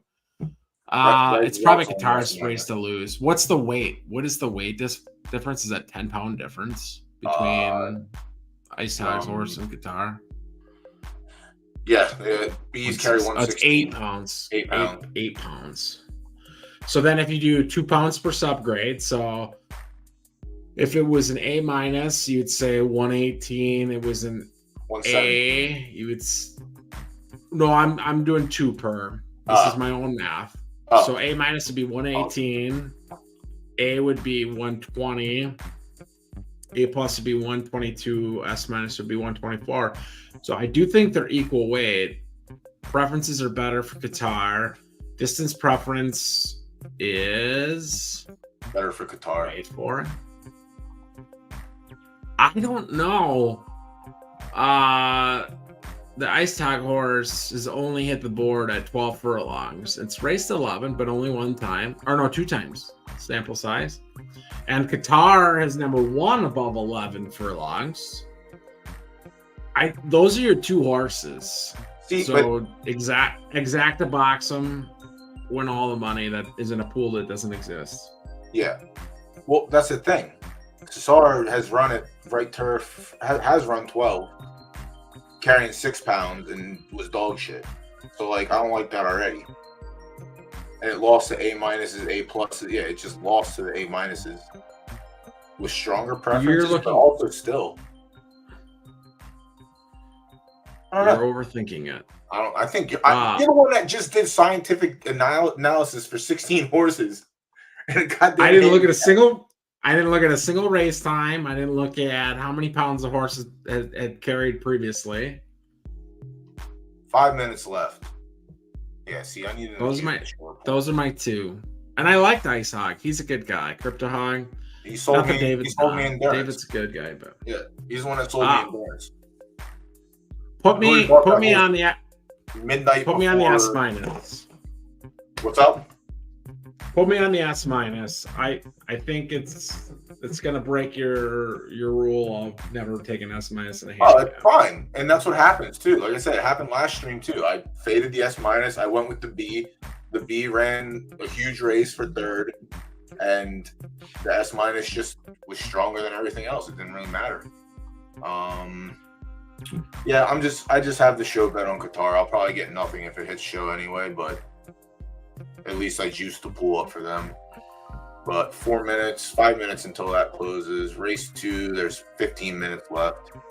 And this one has 2 favorites in it right now. An S minus and an A.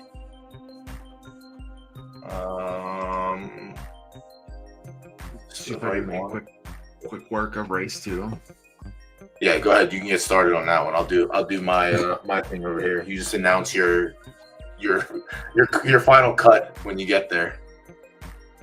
This is LTS. That's easier. 11 furlongs. It's more straightforward. Yes. All right. Go to 11. Go to 11. I swear, if another S minus just scoops, like, get the fuck out of here. Because like that S minus, it's not like that one's. It's not like that one's ridiculously strong. Like, but it's the right distance for the 2 parents. It's a strong S minus. I don't love that it sacrifices a little bit of preferences, but if you say like each subgrade should be 2 pounds per subgrade, then the math between the B plus and the S minus is actually equal.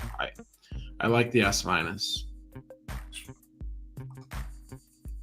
I don't know that it'll win, but that would be my pick to win. I think those 2 horses are first and second. The betting favorite is the Mural, the A. I crossed that horse off, I think. Yeah, I don't think there's no way that horse is a long distance horse. Yeah. It's not there. No. It's actually kind of weird that it can win in a sprint, mid, and long, but not 11-12. Yeah, I definitely crossed that one off. Let me see this. 2 minutes, 3 minutes until the pool closes. All right, we got some more in the show pool. Let's go. See, I need third time to work with me here. Just give me some fucking show money and some place money. What about some win money?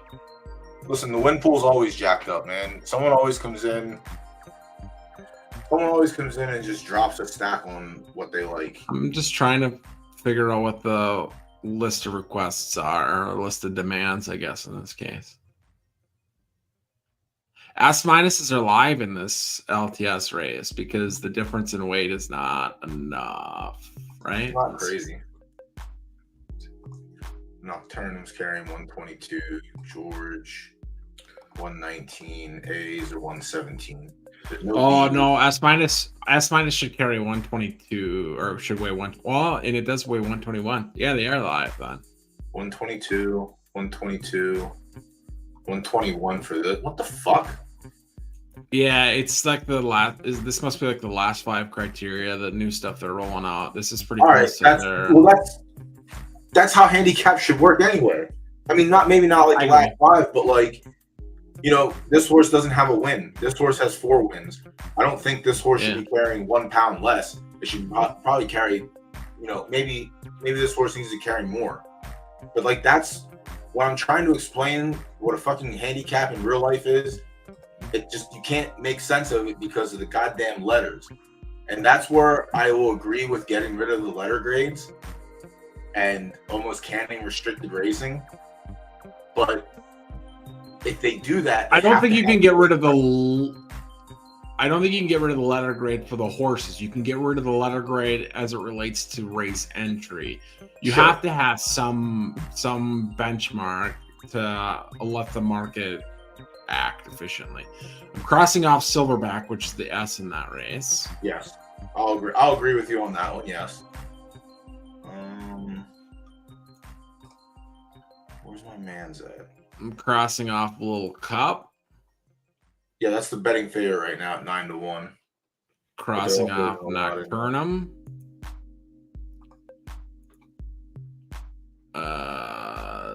I'm gonna cross off Big Bessie as well. I'm crossing off the purples from the second handicap race. All of them. I think I'm locked in on mine. I'm gonna put mine in a while. Yes. Also, very nice sample sizes when you look through and you see that these horses have already competed in these big. And this is the one last week, I think, right? Or is this Thursday? Yeah, this is the one last week. Where I mean, it's a good pool. If you don't have another place to race your horse and you don't know what it's good at, like these handicaps, when you get this big of a field, are kind of a little bit of a lottery because it's dependent upon what other horse is in for the race. So Nocturnum won this race last week. I crossed him off. Yeah, he's got no chance. Well, that's what I said last week, and lo and behold, got me. But this horse is winning graded stakes too. See, that's what I don't understand. Like, why are you putting this horse in a handicap at this point? Like, because it's a juiced handicap, isn't it? It's not, but it's not juicier than a graded race. Like, what was the field in the race at winner gets 5K. It's 1-2, I guess. The winner gets 5K plus whatever the funded prize pool is. But like, I'm not sacrificing a graded race or like a graded stakes where I know that I'm, you know, favorable to win, to run in a fucking handicap where I'm carrying weight and probably not favored to win because of the weight. It just doesn't make sense. Go back to the horse. Maybe it is better than I thought. I was willing to cross it off because it shouldn't have been an S minus. It probably should have been an A plus. But it runs really good fleet figures. Yeah, Nocturnum. Yeah, this is an old Lacey horse. Well, maybe not a Lacey horse, but from the sire. Yeah. Graded stakes, place, win. But the one that it won 2 weeks ago, it was carrying 11 pounds and it won like it was nothing. So yeah. I still think it's probably a better horse than I gave it credit for, but for simplicity's sake and running out of time, I'm gonna cross it off still. But it wouldn't surprise me if it won. And witness board for race one. Race one, the more. Oh, this is nice. So if you go to race two, the horses that I'm looking for are like this. George. It's from an S minus and an A plus that stayed an A plus. Like that's your handicap sweet spot, I think. And another one Honolulu Babe is from an S and an A minus, and it stayed an A when the average would suggest that should be an A plus. You listening, chat? I'm crossing off Indian Coaster, not because of all the things I said about Indian horse racing in the state of Minnesota, but he is a bit of a coaster in this context. I like Lonro as well. That's an A plus from an S and an A, which should have made borderline A plus, borderline S minus. I'm gonna cross off Barfly. That's a fucking big mistake if I ever heard one.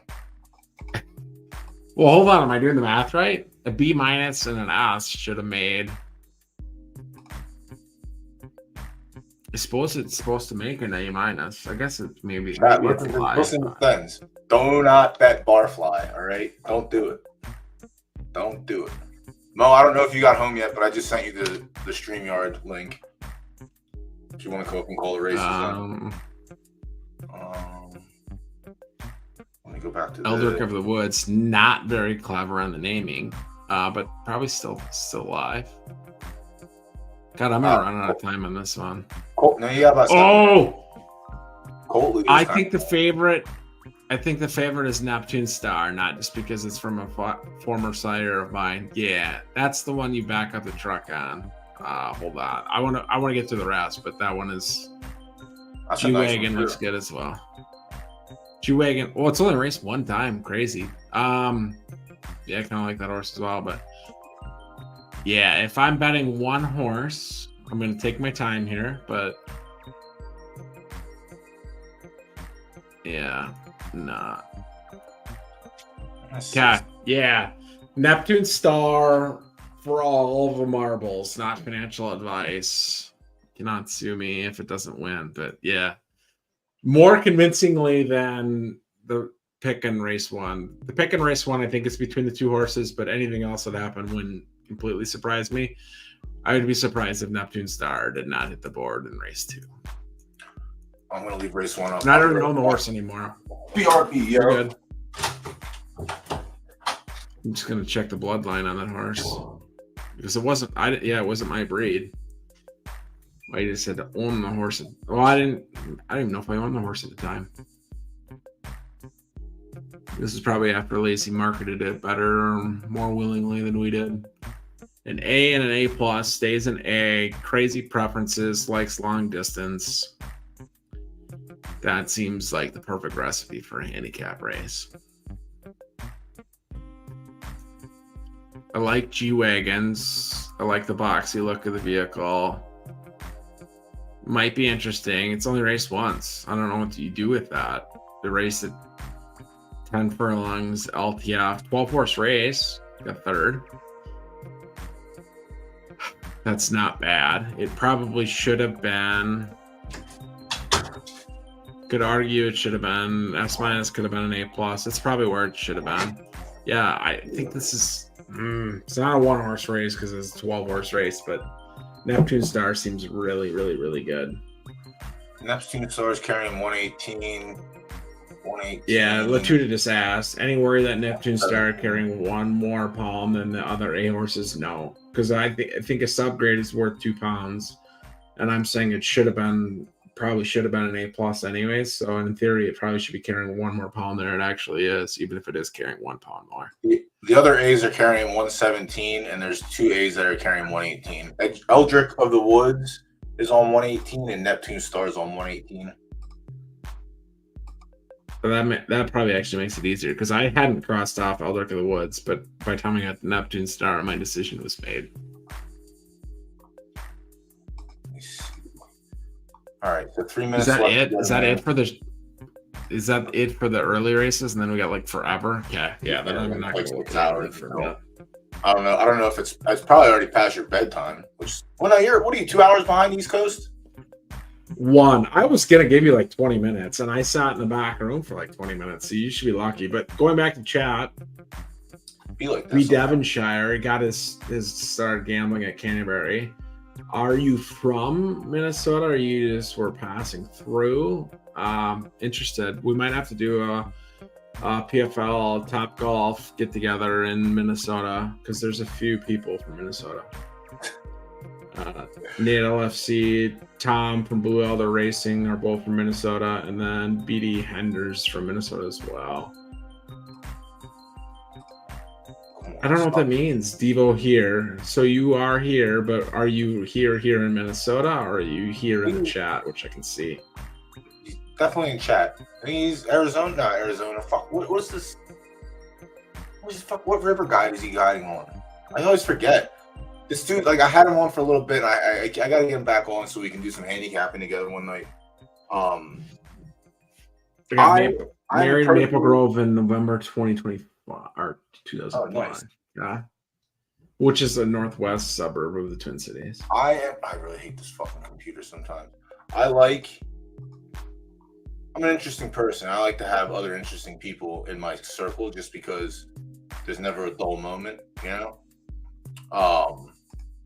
But he's definitely someone that I could see myself hanging out with. He looks like he just has the aura of some of the other. You can come up if you want to. I'll ship you the link.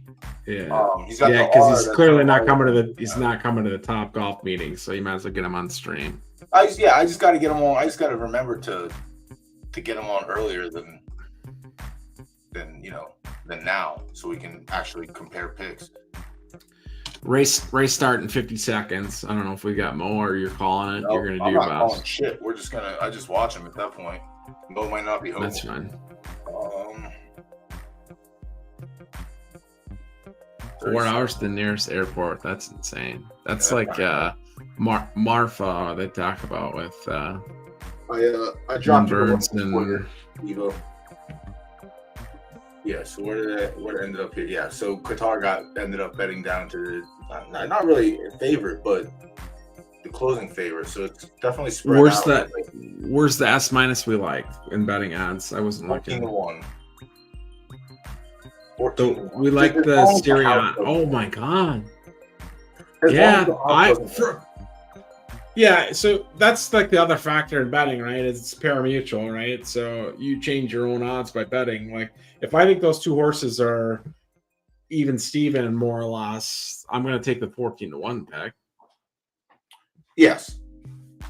But like that's the one thing I taught, like it happened a couple weeks ago when we were on. It's like, oh my god, the camera angle. I can't see the 1 and 2. What's going on here? Now I can't see the 3, 4, 5, 6, 7, 8. What are we doing here? What are these graphics? That's what I want to complain about today. Everyone's complaining about the photo finish zoom in. I want to complain about not being able to see the fucking gates break again. But that's what I mean. That's a small complaint. I don't need someone to jump and fix that as fast. I'd rather some other stuff get done. So the other S minus that you liked is on the front now. So likely you're gonna see the sniper. It's tough to go wire to wire 12 furlongs in a 12-horse race. That's in the 4 to 6 horse race is kind of easy, but especially in here carrying the weight too. I mean, I would rather it be there than in last place, but it's negligible the difference between those two. Qatar's up there. Oh, Qatar's in the middle of the pack now. Qatar actually just got hit by the sniper. Fucking beautiful. I don't need Qatar to win. I just need to hit third. That's it. We still got half a race to go. We're in a reasonable distance here where I think it's possible the 7 does wire it. It doesn't seem likely, but nope, sniper. Just as I say that.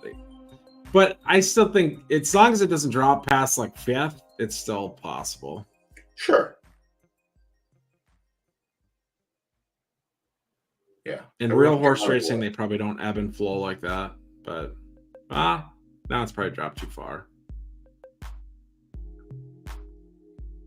Definitely dropped too far.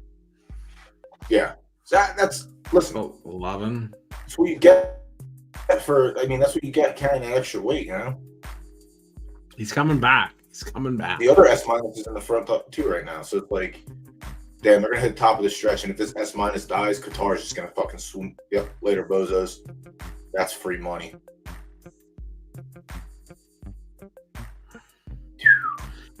I was It's trying to be almost contrarian.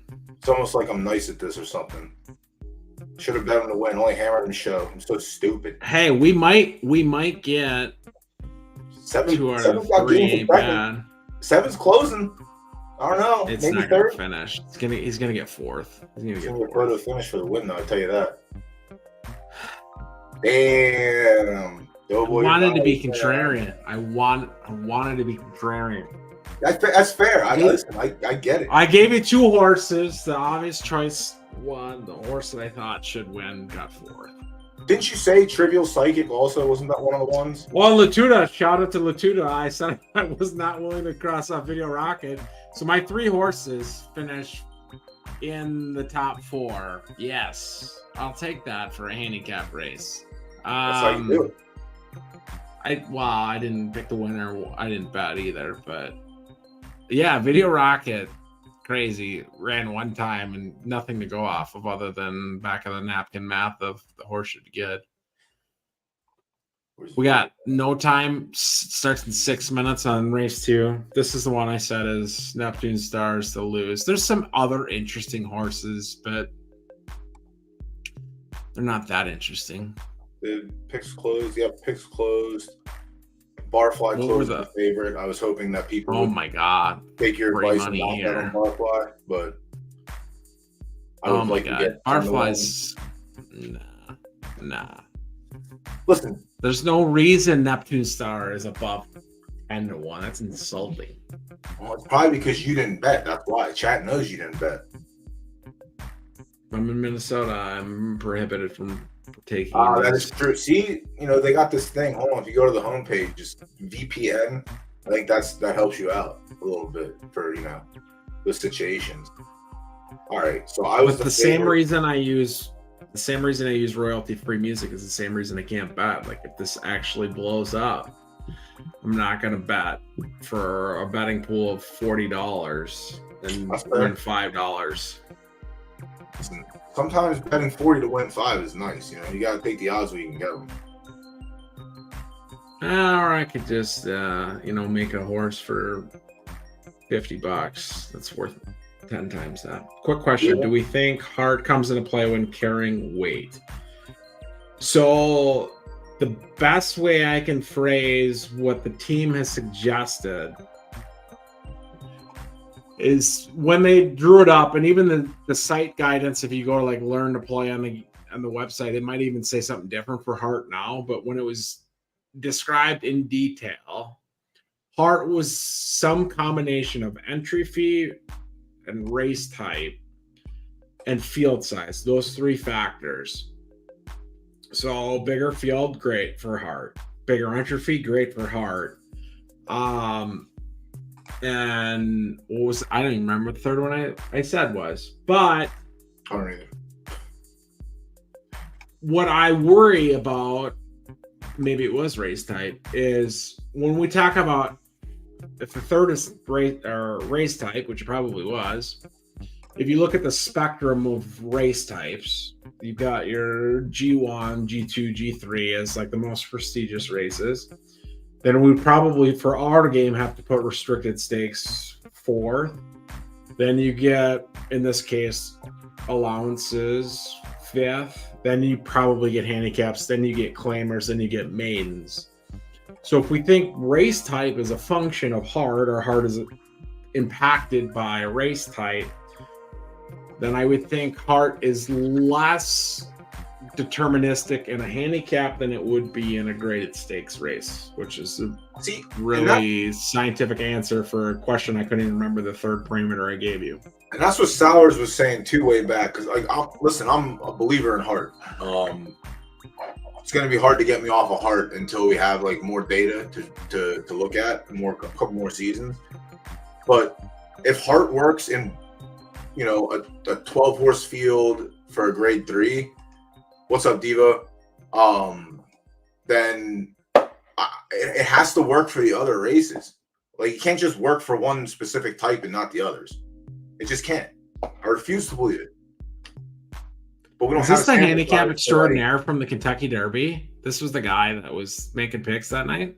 Yeah, because I couldn't make it. Devo took my spot. Well, I thought there was like 7 cancellations, but I will say I thought he fucking nailed it and actually put some effort into it and backed it up a little bit as well.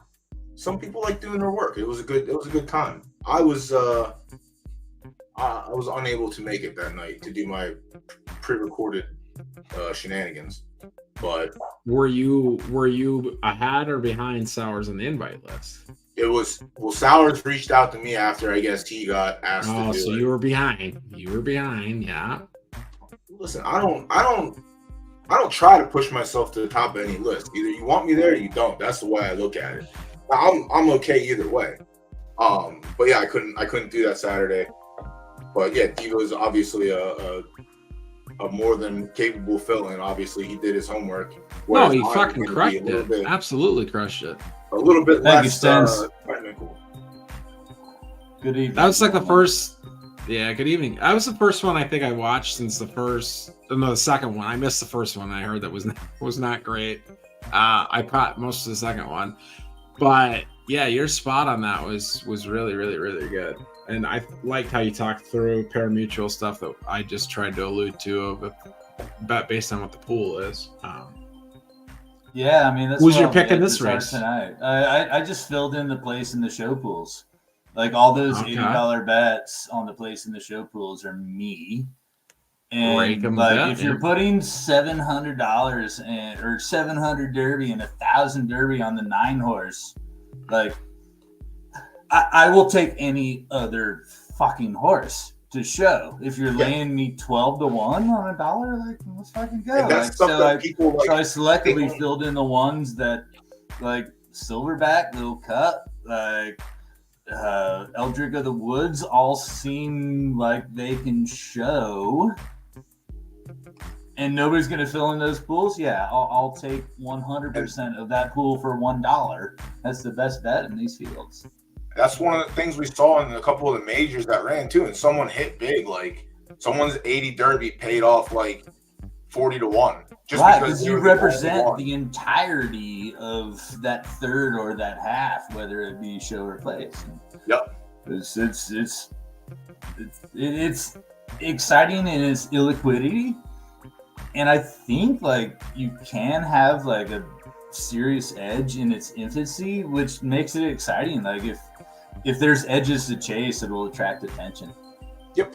I agree with both of those things. And like, yeah, the bigger the pools, in theory, I don't think your edge goes away. So we'll see here. I'm obviously in on Barfly, so game. So, and I don't mean like I think people have a loose grasp on the game, but I don't even know the impact of age. I don't know the impact of temper. I don't definitively know the impact of heart. So none of us do. If I don't know, like you can just take what you do know. Sample size, and we just don't have it yet. Like we literally have the third crop hitting the track next month or next week. So I think by like 6 or 7, we have like a large sample size. We'll have a couple more derbies, but even at 6 and 7, like crop 6 and 7, I think we still have to wait a couple more months. But you know, maybe it was easier than we thought, DoughBoy. Maybe we just needed to bet the 11 in every race tonight. Just like the 11 horse was going to win every single race. This horse doesn't have a chance. Oh, the 11 has got a fucking chance. I got no win bets in this race. That's because I loaded up the place in show pool. That's what I like to do, though. I like to make it easy. Well, thank you, DoughBoy. I was gonna say I didn't want to make it controversial, but the $700 show bet on Barfly was probably DoughBoy's. Yeah, I put 500 across, and then the sniper just came out. You can win my $5 spread across 5 horses. Like the last race, I strictly bet the winner to show, and my 500 got me 380 something. Like, that's fine. I'm okay with that. Like, here comes Barfly, but it's not going to be enough. Neptune Star looks really fucking strong. Yeah, really strong as it gets passed by 2 horses and chips the bet. It's not going to get past. It's not getting. Oh damn! What just happened?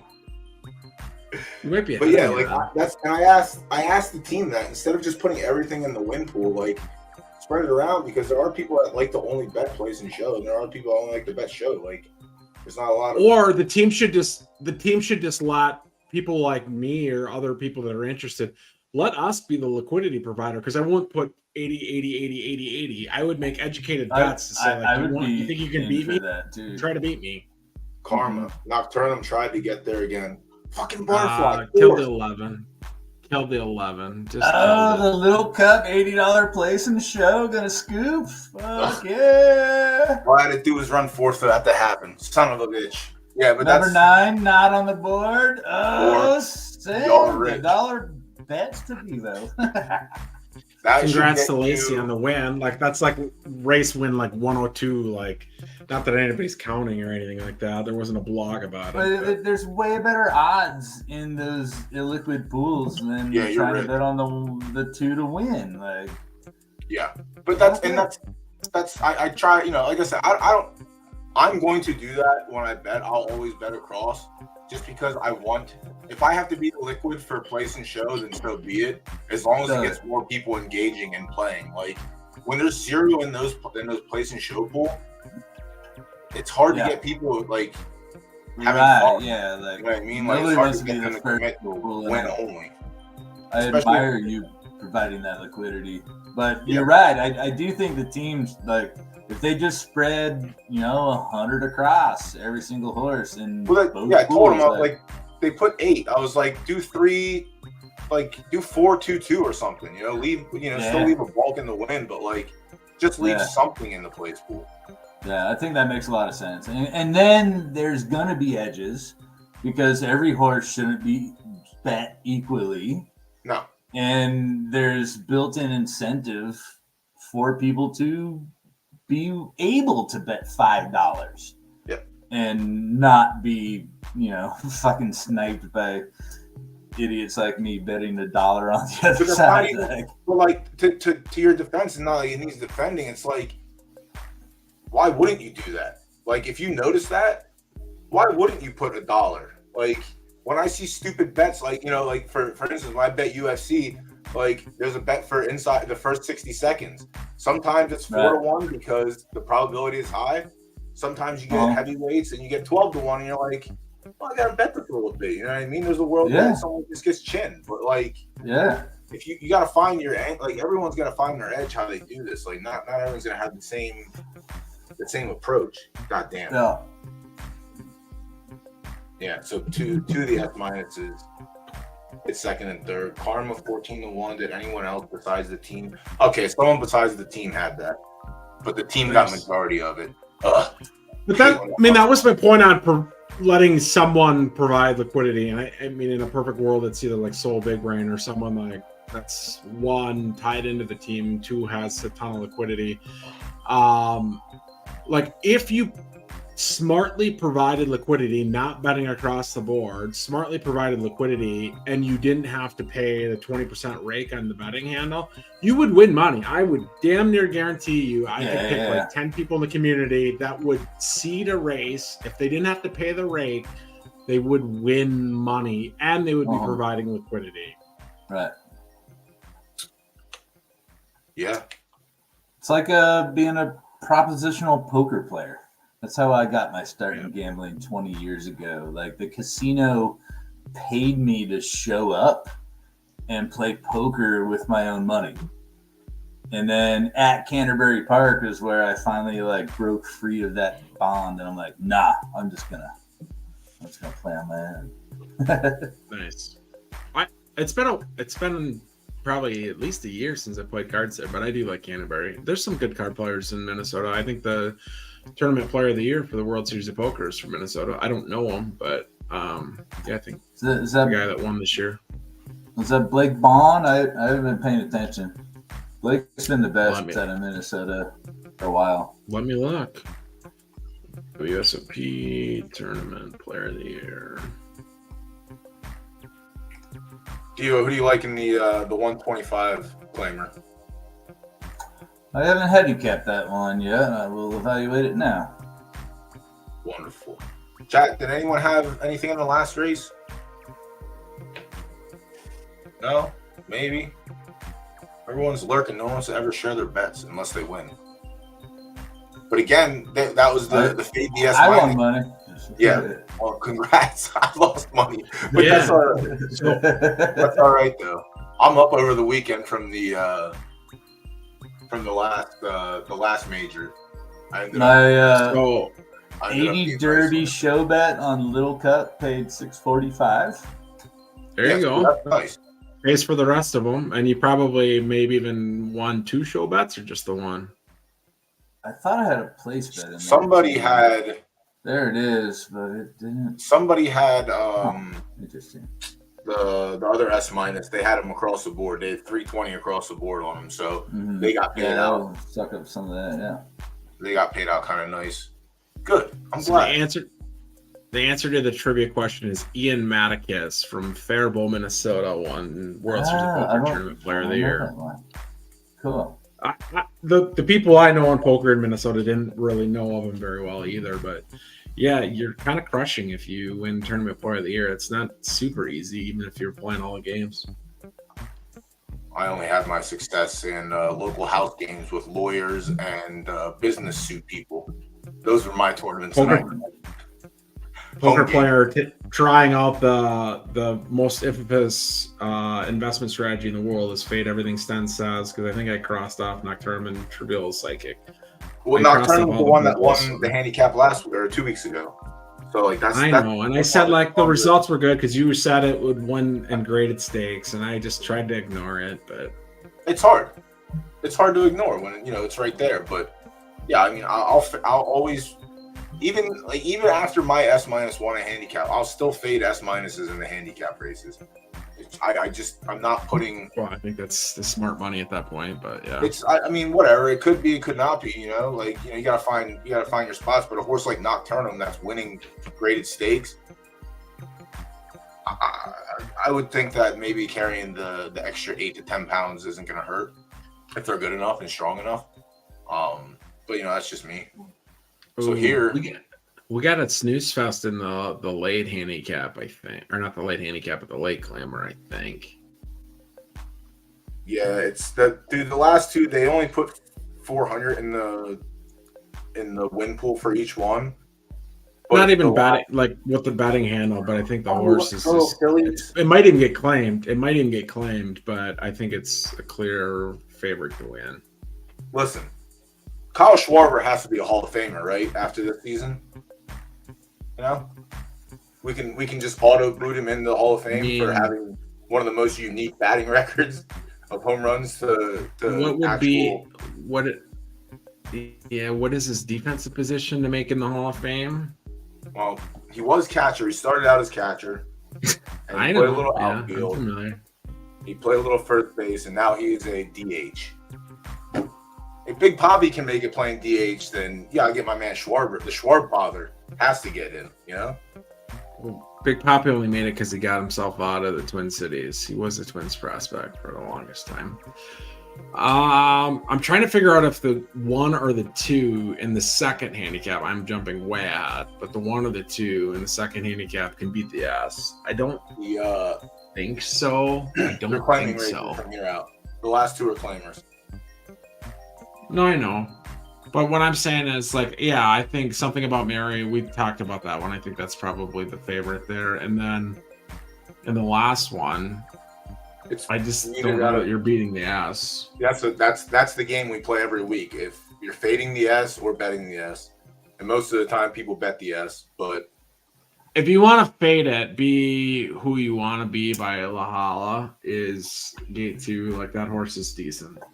I bred that horse. Just pull it up. Did you? Yeah. It's named after my late friend Jeff Hayslip. I saw. It's best at 8 furlongs, and that's the distance of the race. It's on preference. It doesn't have great preferences, but it's not terrible. And the S is an RDF, I believe, right? Yes. I saw you. You ended up with this horse, Devo, Tomlin. Yes, and I recently sold it. Yeah, I bred this one. Oh, fun. I bred this one. This is a fucking shitty B+, but it performed pretty good in like the throwaway races that I used it in the last week. I was just farming all last week. Oh yeah, with that horse, and Fuck He yeah. won a couple of the stakes, which is kind of nice, but like again, it's not really like Mooncrest is whatever. But the next season, the next two foals that come out of this one, I think, are Astro Nerd because he dropped the price and I got them both for 4,000. I know he went up to like 8 or 10 and then dropped them again, but yeah, I think that wasn't a bad little horse for coming from a B plus. But then the next two should be pretty decent runners, I think. Yeah, I went to Astro Nerd with both of them. Yeah, I'm coming around on like the extremely skewed bloodlines. Like, if you can end up with purple start and speed and end up with orange stamina and finish, that seems to perform pretty well on the track to me. But like most of my stable is kind of focused on breeding, so I'm looking more like the unique bloodlines and just kind of stability, just to make good replaceable breeders to the Gen Zeros. But yeah, like it's fascinating to think about it. It's part of why I fucking love this game. Like there's just so many different facets to consider and talk about, and like what are we gonna do with all these things? Hey, that's my stable. Yeah, I think the last time I had you up here, you didn't have this much. I think you added a handful more pieces since the last time we looked. I also sold some things too. Now that I think about it, yeah. I didn't recognize the stable name before, but I'm pretty sure you bought or claimed something from us not that long ago. What does he got for racers? Renfield is probably my marquee racer that I just picked up 10 days ago for 120,000. Nice. I think pretty awesome preferences. Left dirt soft. It's my first like step into like the derby world. I like that unique blood. I understand that Lord Strange is a very popular stud, but like moving forward into Purple Land, I think I'm pretty well set up there. I don't think I need to dabble with Lord Strange Dick ever again there. That led to me picking up double espresso this week. Paid $150K for that one, I believe. Love that bloodline there. 2-year-old, yeah. Are you auto retiring at the season? Yeah, my intentions are to retire Renfield and Double Espresso, smash the two together. But I've been so tickled this week. Like Renfield is streaky. Like if you look at his results, like 2 weeks ago, it was just like bad. Maybe it's a case of competition with all the horses trying to compete for the Derby right now, but like he's crushing this week. That's how it was. I mean, that's not how. I mean, RTF last week was kind of that way, going like with the distances. It would make sense if all the monsters are trying to get into the big leagues. Like, yeah. I think this week is softer, having tried to compete and place horses in both of the majors. I think this week has been surprisingly soft, even for the qualifiers, which I don't really understand because I thought everybody was trying to do the Kentucky Derby, but like RTF last week was not easy, even outside of the qualifiers in the major itself. This week it feels like you can find easy qualifiers for LDF if you really want to. Yeah, and I thought about that because I've been looking at like who's in those fields, and I'm like, I think Renfield could compete in those fields, but ultimately I don't think the horse could ever win the Derby. I think it'll be a fine like stepping stone stud, which is why I bought it. I don't know. Am I wrong there? Like, can an S- ever like actually win the Derby, or is it just going to be all S's and S pluses moving forward? No, I think we're seeing the S- at the 3-year-old season. I would worry about it at the 4-year-old season if we think age is going to be a big factor. What's hard to know is like age was fucking crazy the first time they rolled it out, and now they scaled it back. So did they scale it back further than they intended, or where they want it? I think 4-year-olds should be 3-year-olds. That sense, if your horse is an ass and it's at 4-year-old, to me that means you're at or near peak. In the 3-year-old season, there's some variability there.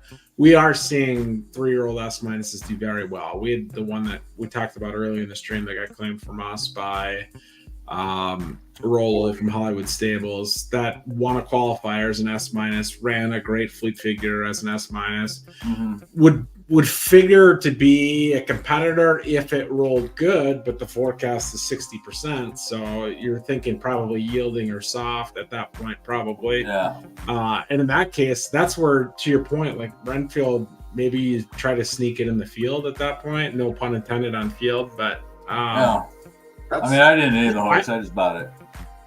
No, I know. And naming a horse is a fucking chore, trust me. But I think, I mean, what is your objective? Because you're not going to be a favorite in the race. But if it goes, are there any S pluses on the LDS side? It's a good question. Talking about Eddie's horse. I haven't dug it. I think there's 2 or 3 of them.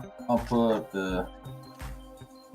Let me check out data. Because the one that has the banner Microsoft Power BI. Yeah, I haven't looked that closely at this week's because I figured I could qualify 2 horses, but I didn't think I was a competitor with either horse. Come on, where's this thing at? Mm-hmm. I'm not terribly worried about it though. Like the lineup for like the S minus max restricted stakes is just. I feel like I'm racing against marshmallows this week, and it's so like, yeah. Right, and I don't know if new $100 bill every day. Like, yeah, I don't know if you caught the early part of the stream, but that is how I've operated. Is so even if your S minus can compete against S's and S pluses. They're also able to smack down the other S minuses and S minus restricted races or allowance races that favor S minus races or S minus horses. So I guess I would take the win as opposed to chasing glory.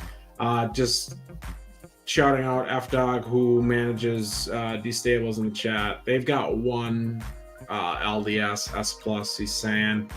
Not a long distance horse. And then Poker Players said, watch out for Bad Ivory. Yeah. And while I was waiting like 40 minutes for DoughBoy to call me up on stage, he was previewing Bad Ivory. And I think the horse looks good. I think if anything, Bad Ivory probably would benefit from a longer distance than 10 furlongs. And we're not going to get that, obviously. But I think it's possible. Since we've been live and since we've gotten into the Gen 1 horses, I don't think we've really seen super chalk outcomes. Like last week with the RTS, the horse that won was one of the top 2 choices in anybody's book. But I think we've seen more variability in what you would expect. Like Can Pork Chop lost to an S minus in the LTS one. I didn't watch because I wasn't in the race, but like if an S minus is losing to the most dominant S plus, to me that means either heart or temper or some other factor is contributing to these outcomes, and that's why I'm willing to qualify with an S minus and just hope this horse would excel in a 20 horse race. I guess my chief concern is trying to market to the stud barn. My intentions are to put it there next season.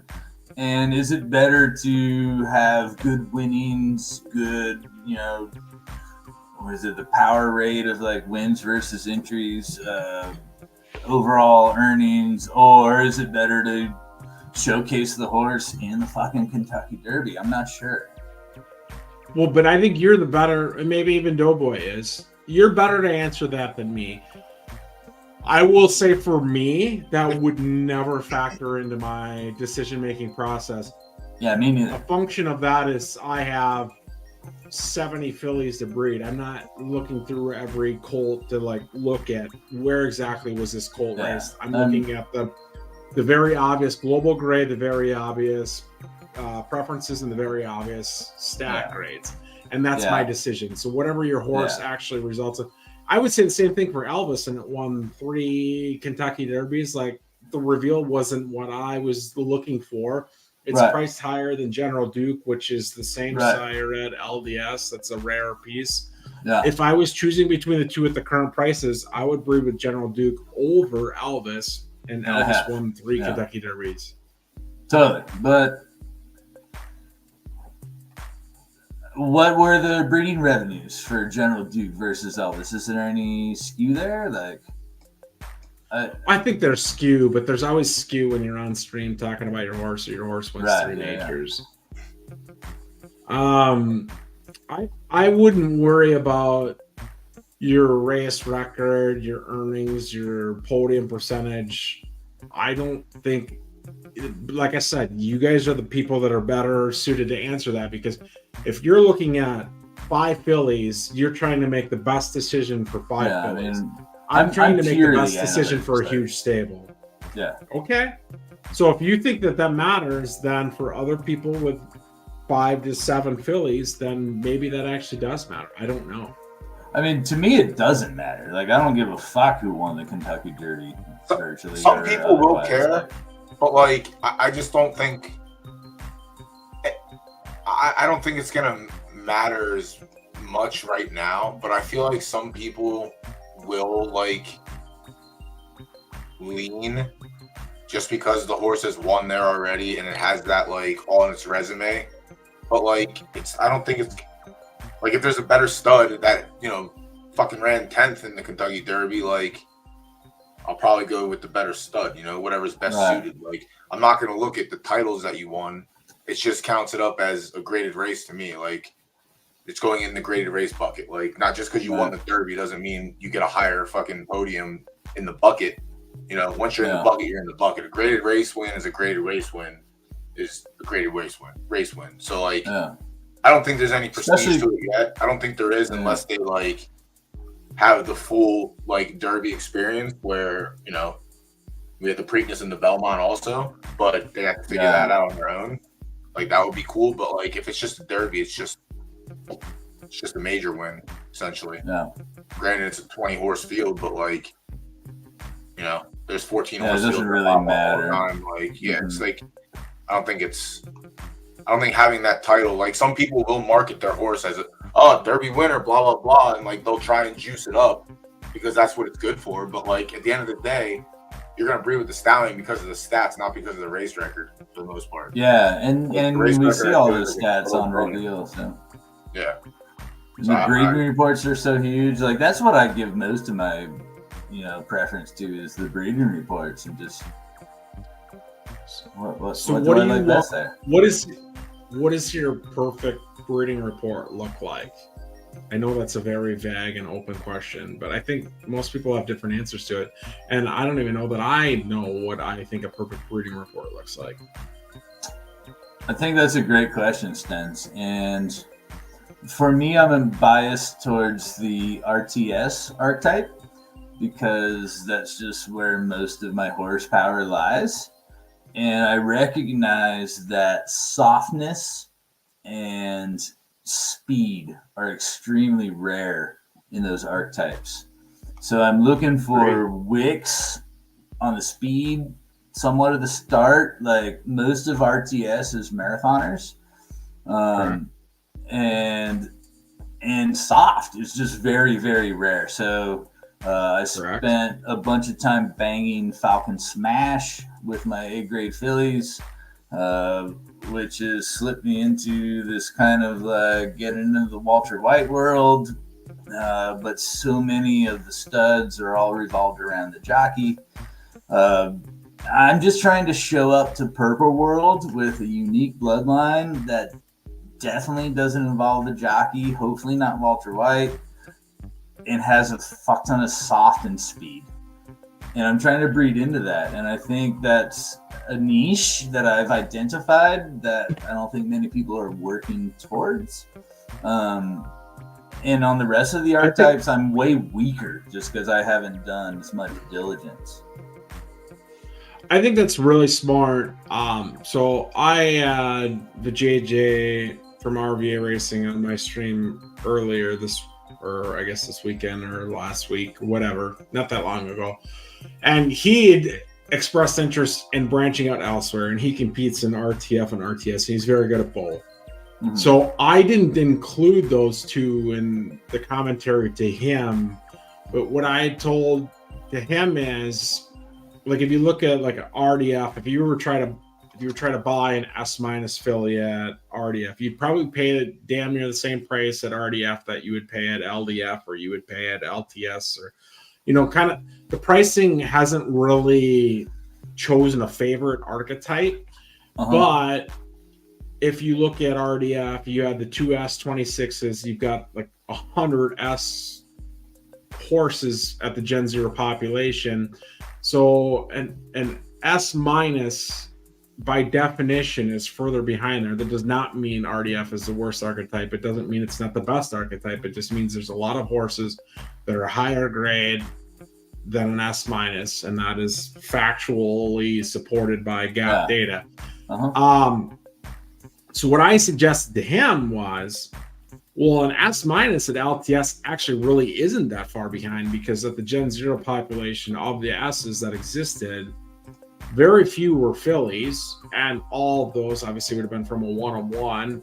And then you get challenges that you would have talked about. You mentioned some of the one-on-ones, but you mentioned preferences as well. So I think the same logic you outlined for RTS, which I would have probably told the JJ to pursue as well. I think you laid it out better than I could have at RTS, applies at LTS. So I think that's where people, as much as I say, like, I don't want to use the publicly existing tools because I think some of it can be misleading or it can be too small of a sample size, like census data of like what exists, what are your goals, and what exists where you're trying to compete. Right. I think your logic for RTS is super sound.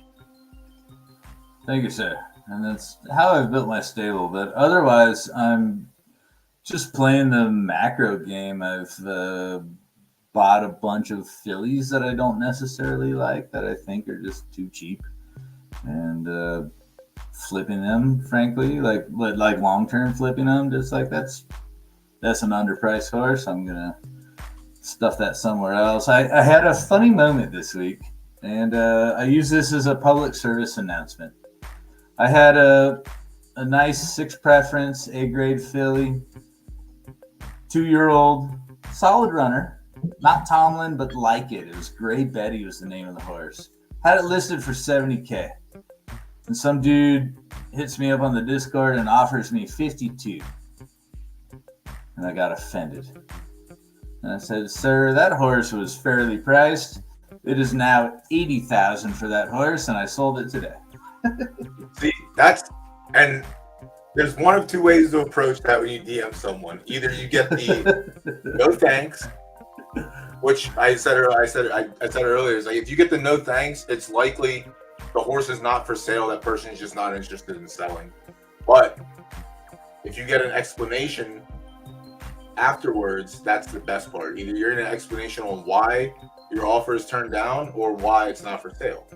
For that, for instance, like, why you be disrespectful like that? You know what I mean? I'm sure he thought it was a fair price to offer. He's offering the floor price on a B mare at this point. I'm sure in his head he said, you know what, maybe I'll get this guy. I got to pay more. And I did that. I asked someone about a horse about 3 weeks ago. And it happens to me all the time. Like I don't pay super attention, and like the market rises, and I'm like, oh shit, my horse is actually underpriced.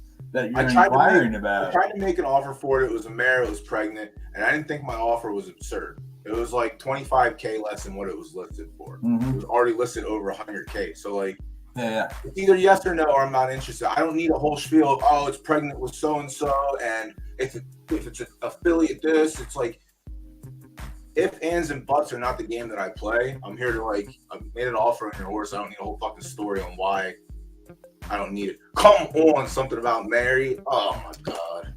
Poker player's gonna take it. That's his horse. Yeah, someone. Congrats to poker player. I always find it interesting to get the. I jinxed something about Mary. Edward wins that one. Wow. But I'm always interested to hear people's responses. Yeah, someone hammered it last minute. They dropped I think they dropped $1K on it. Something about Mary was. What I will say about your conversation as it relates to us is, I think, generally speaking, going forward, will be one of the bigger horse population size, like quantity sellers that exist by a function of how many fillies we already have. If I'm selling something that is not uber unique, like, the price is the price. And if I'm selling something that is fair. If I'm selling something that is uber unique, yeah, there might be some leeway there, because if it's uber unique, why the fuck do I want to sell it? So like, if you see something with like 6.5 preference, and I'm not a preference Nazi, but just keep in mind, like, yeah, I looked at what the market has for listings available for this type of horse. I realize I'm 10% below the market already. I've priced this to sell. So don't ask me for 10% more off that just to see if I'll sell. Listen, man, there's once you just like accept the fact that there are those type of people out there that will try and get one over on you. Like, it's just what it is. There's always those people that want to lowball and try and get a better price, and then they hit you with, oh, well, you know, I'll just wait because the market's this, and this. I don't need your small talk, buddy. You ask me if I want to sell this horse for this price.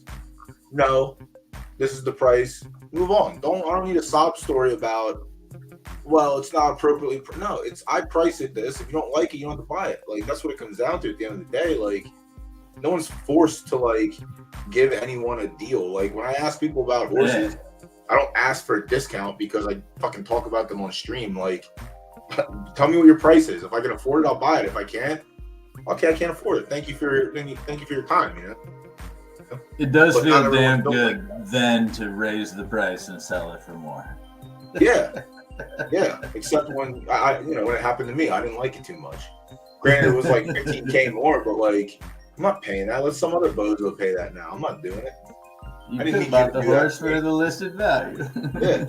Yeah. But I've had a couple where the people that have asked me for a discount, and I'm like, no, I just adjusted the price an hour ago. If I'm adjusting my price, I let it sit for 12 hours, and then they end up buying it anyways because they're like, well, fuck, he actually means this.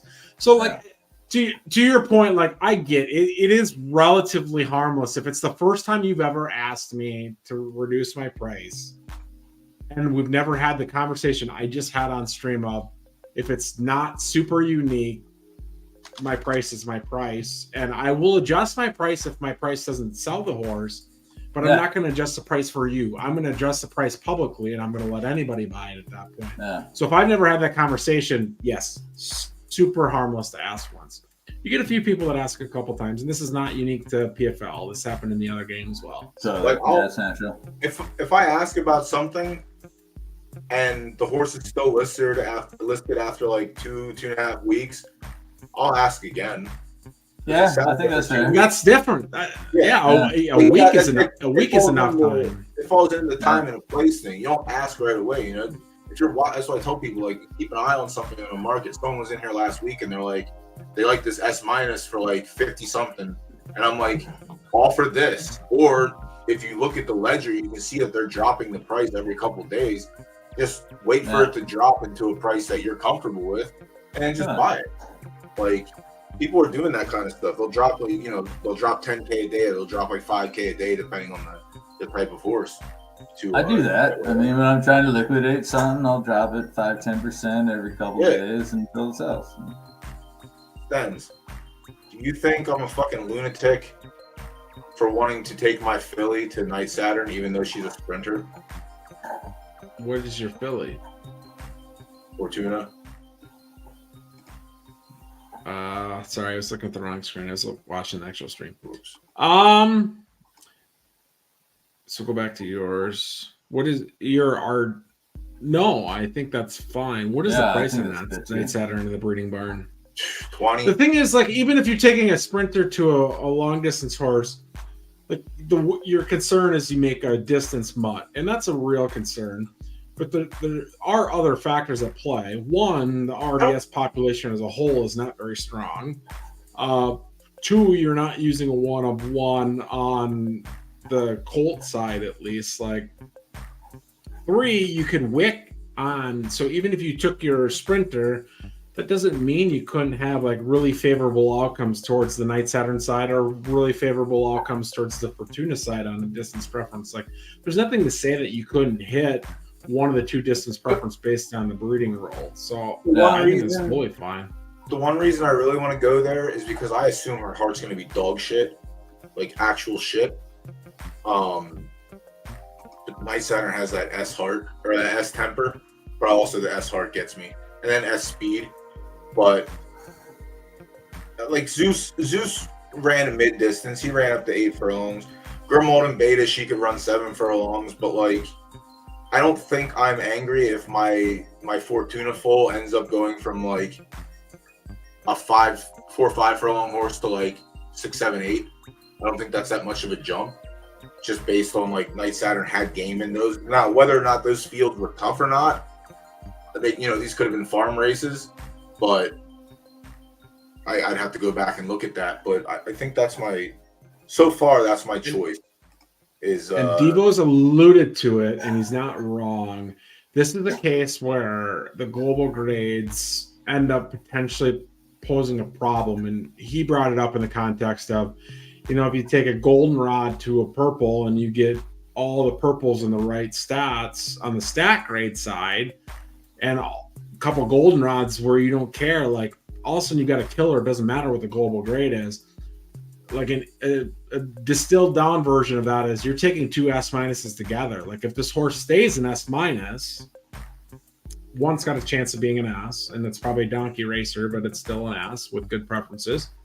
And if it's a filly, then that doesn't matter. If it's a colt, it's got good preferences, and you hope people breed with it. But if it stays an S minus, like even if it doesn't have a perfect distance preference, that should be a really strong S minus. Yeah. That's so basically what I like that too. Like there's weird spots that if people ask, like, should I breed up with an S or should I stick with an S minus with higher preferences? My answer is like, are you going to be offended if you stay an S minus, even if that S minus means like it's actually a better racer than you would have had it been an S? Yeah, and I'm not like, so she's from Zeus, and then every other breed I've gone is Ace King and Zeus with her.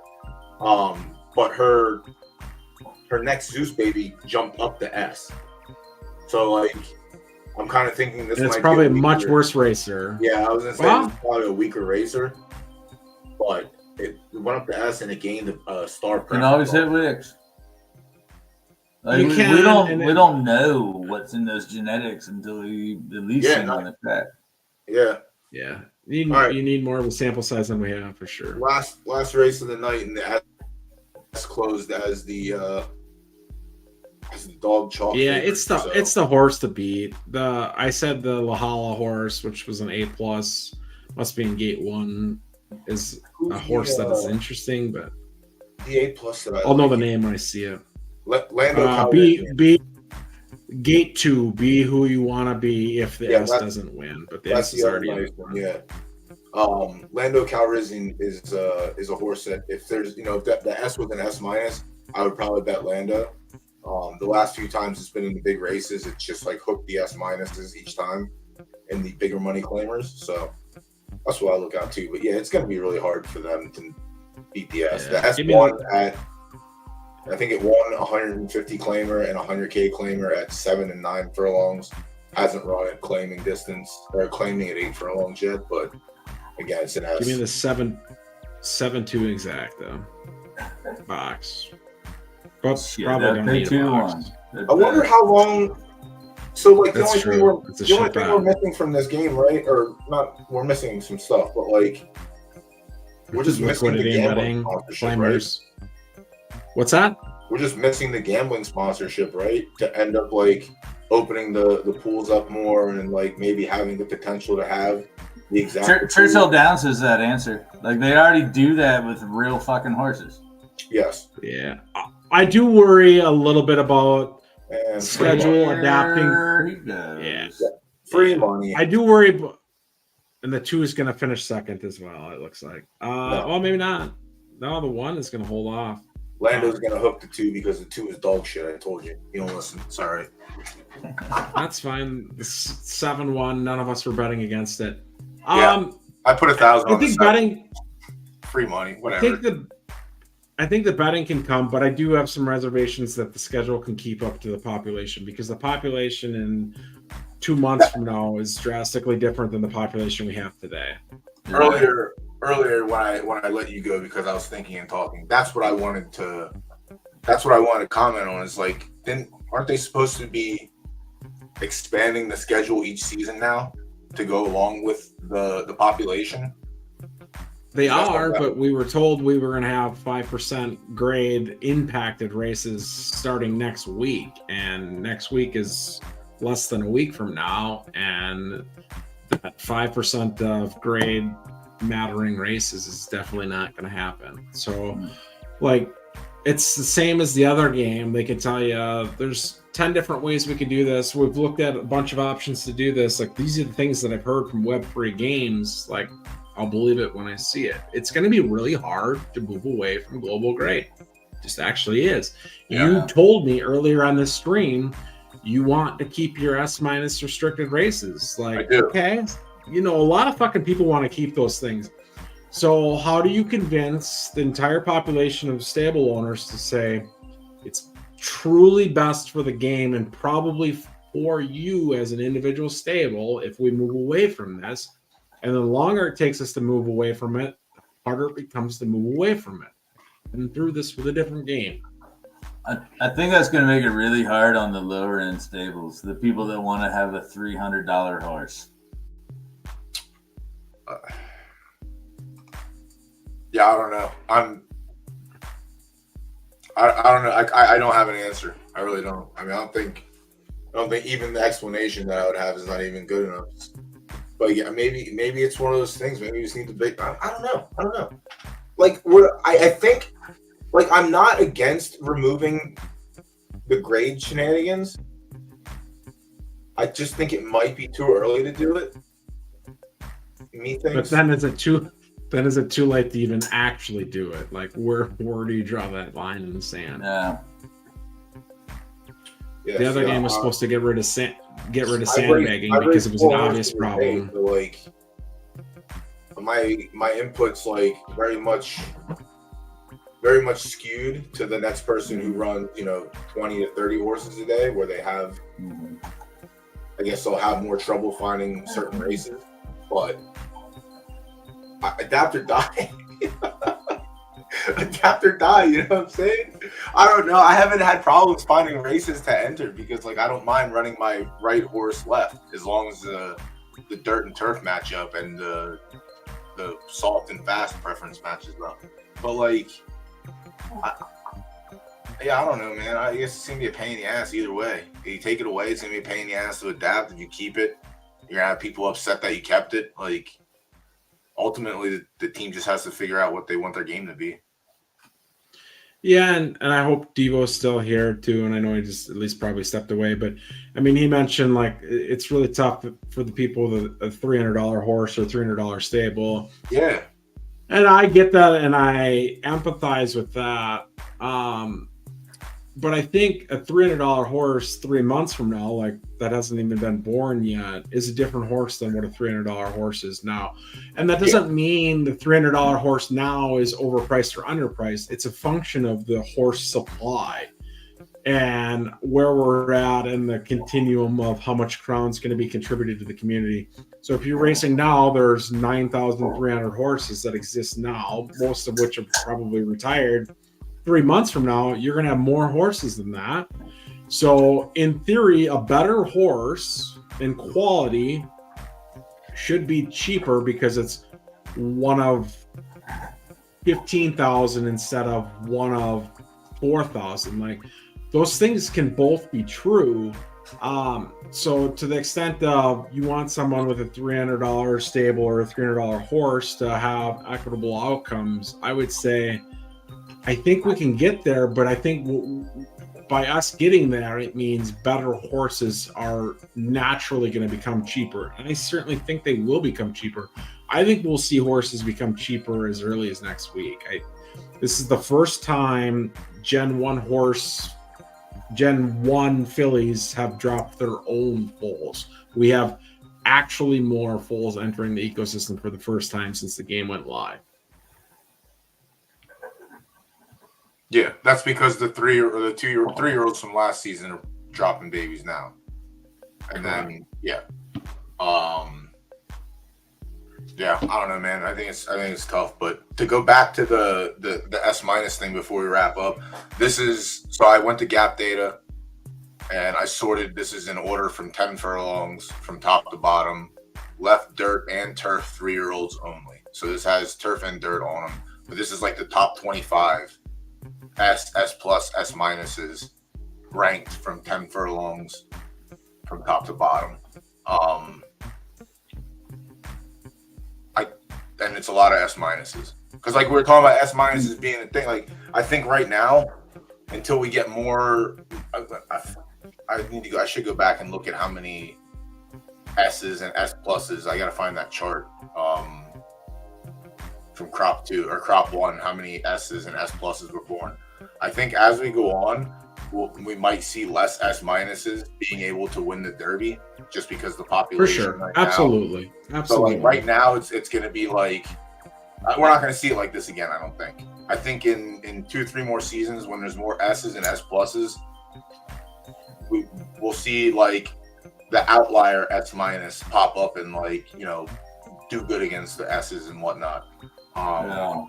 And by then maybe it's the ones that started building up from A's and did it the slow way, Who knows?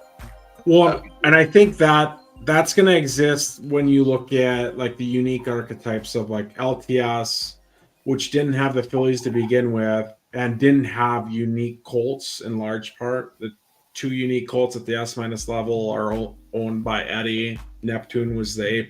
We don't own it anymore. We did at one point. So once you've hit the S+, which are 3 of S's, like then where do you go from there? You kind of stall out.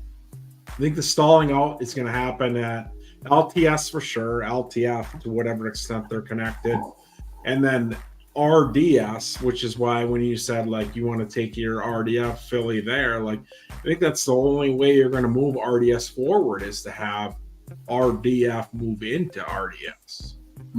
So I think that works. There's some archetypes, I think, S minuses that are even born on Monday are definitely crossed out from Derby contention. Like an S minus born on Monday is not winning the Derby as a 3-year-old in the LD Derby. An S minus that is an RD horse, if the Derby goes RDF, is not winning the Derby. And LT, probably potentially alive. It'll never change though. It should never not be LD ever. No, but I'm just saying like sure. The total horse population and the total number of options agreed with. Yeah, got you. There's more options at LD. Devo, if I just put it on left dirt, you're number 21 on the list with your S minus. I mean, that sounds like a bad poker game to play in. Yeah. But go to soft. Go to soft. Pick off firm because we did 60. I didn't have it on firm. I just had left dirt. I didn't put any. I left soft and firm open. We can wrap, but go to soft quick and then we can wrap. I bet he goes quite up. He goes up higher on the. Yeah. He goes up higher on the list. You go to the top 10. I mean, soft is. I'm peaked. I'm redline. There's only Bavuni with 2.5 stars and 333. Yeah. I mean, maybe it doesn't hurt to try one of the races ahead of you. Yeah. Maybe it doesn't hurt to try it in one of the soft races, but if it goes, it's such a fun conundrum. Sometimes you gotta play A7, Sometimes you gotta do it. Is it smooted? Yeah. So we're 5-handed. Sometimes you gotta run the ace, Sometimes. But I mean, and it switched for me if I went the other way because again last week was right turf. I technically should have tried my S minus because I'm 1, 2, 3, 4. I'm 5th on the list. Maybe I should be trying this horse in tougher races, huh, Stuns?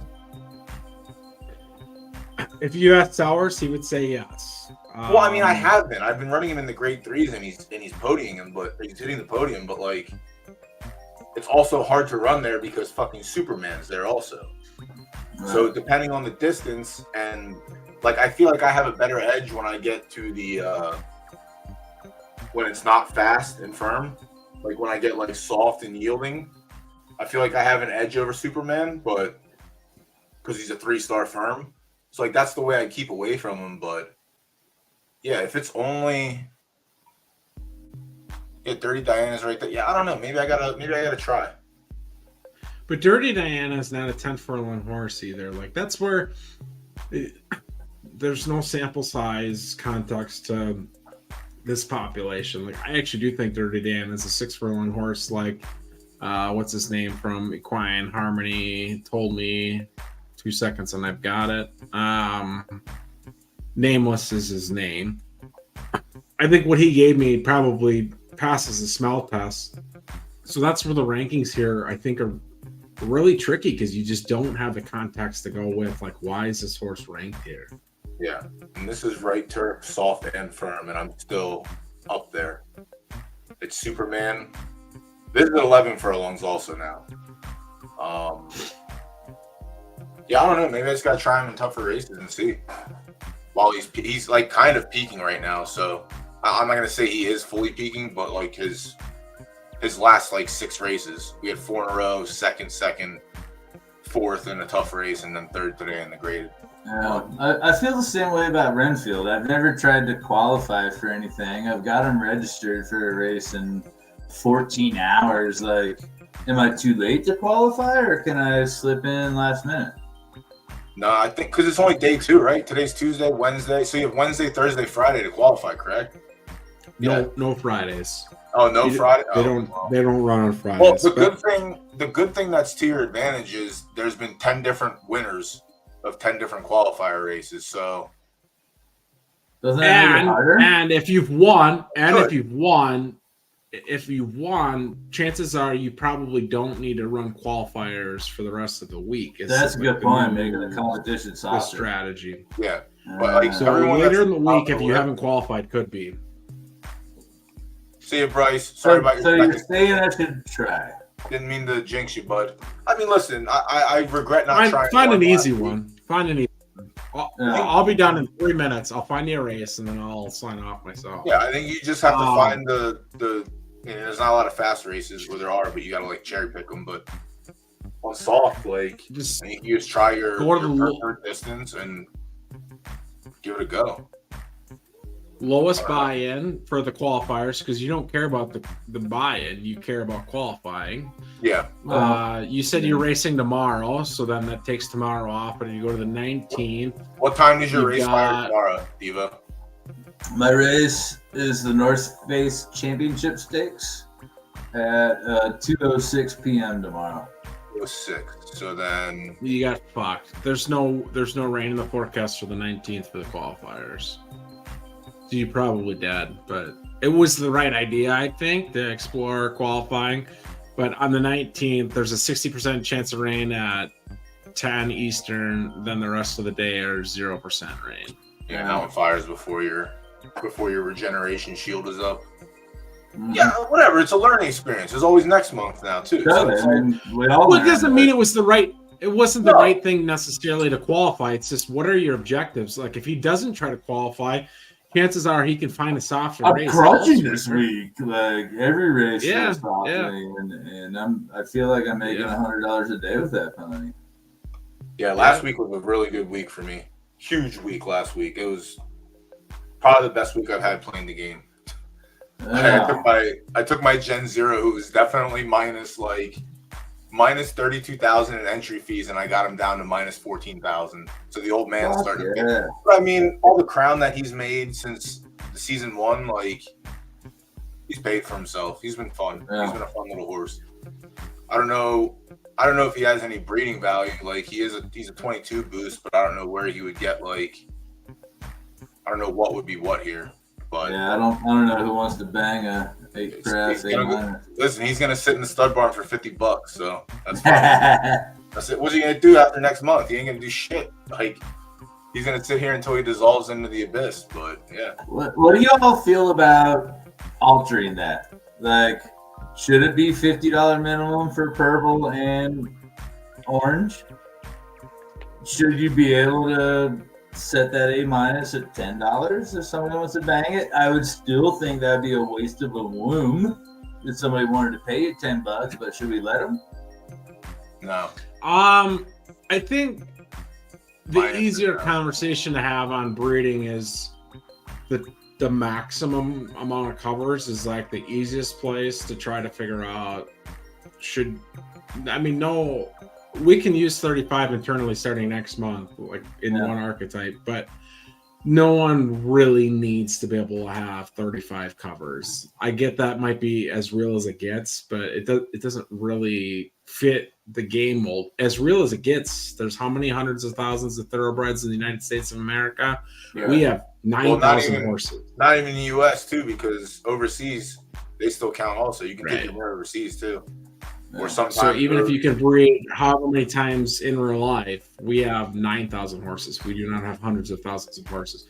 So to answer your question, yeah, I'm surprised the community at large is not been more vocal about what we're seeing for breeding outcomes from a breeding revenue standpoint, because it really is a small collection of horses that are making the lion's share, because they have limitless supply and there's no trade-offs. If your A+ or your B+ colt has to go in for no less than $50, to your point, why are you choosing them over an A+ or an S- that is objectively a better horse that has virtually limitless supply?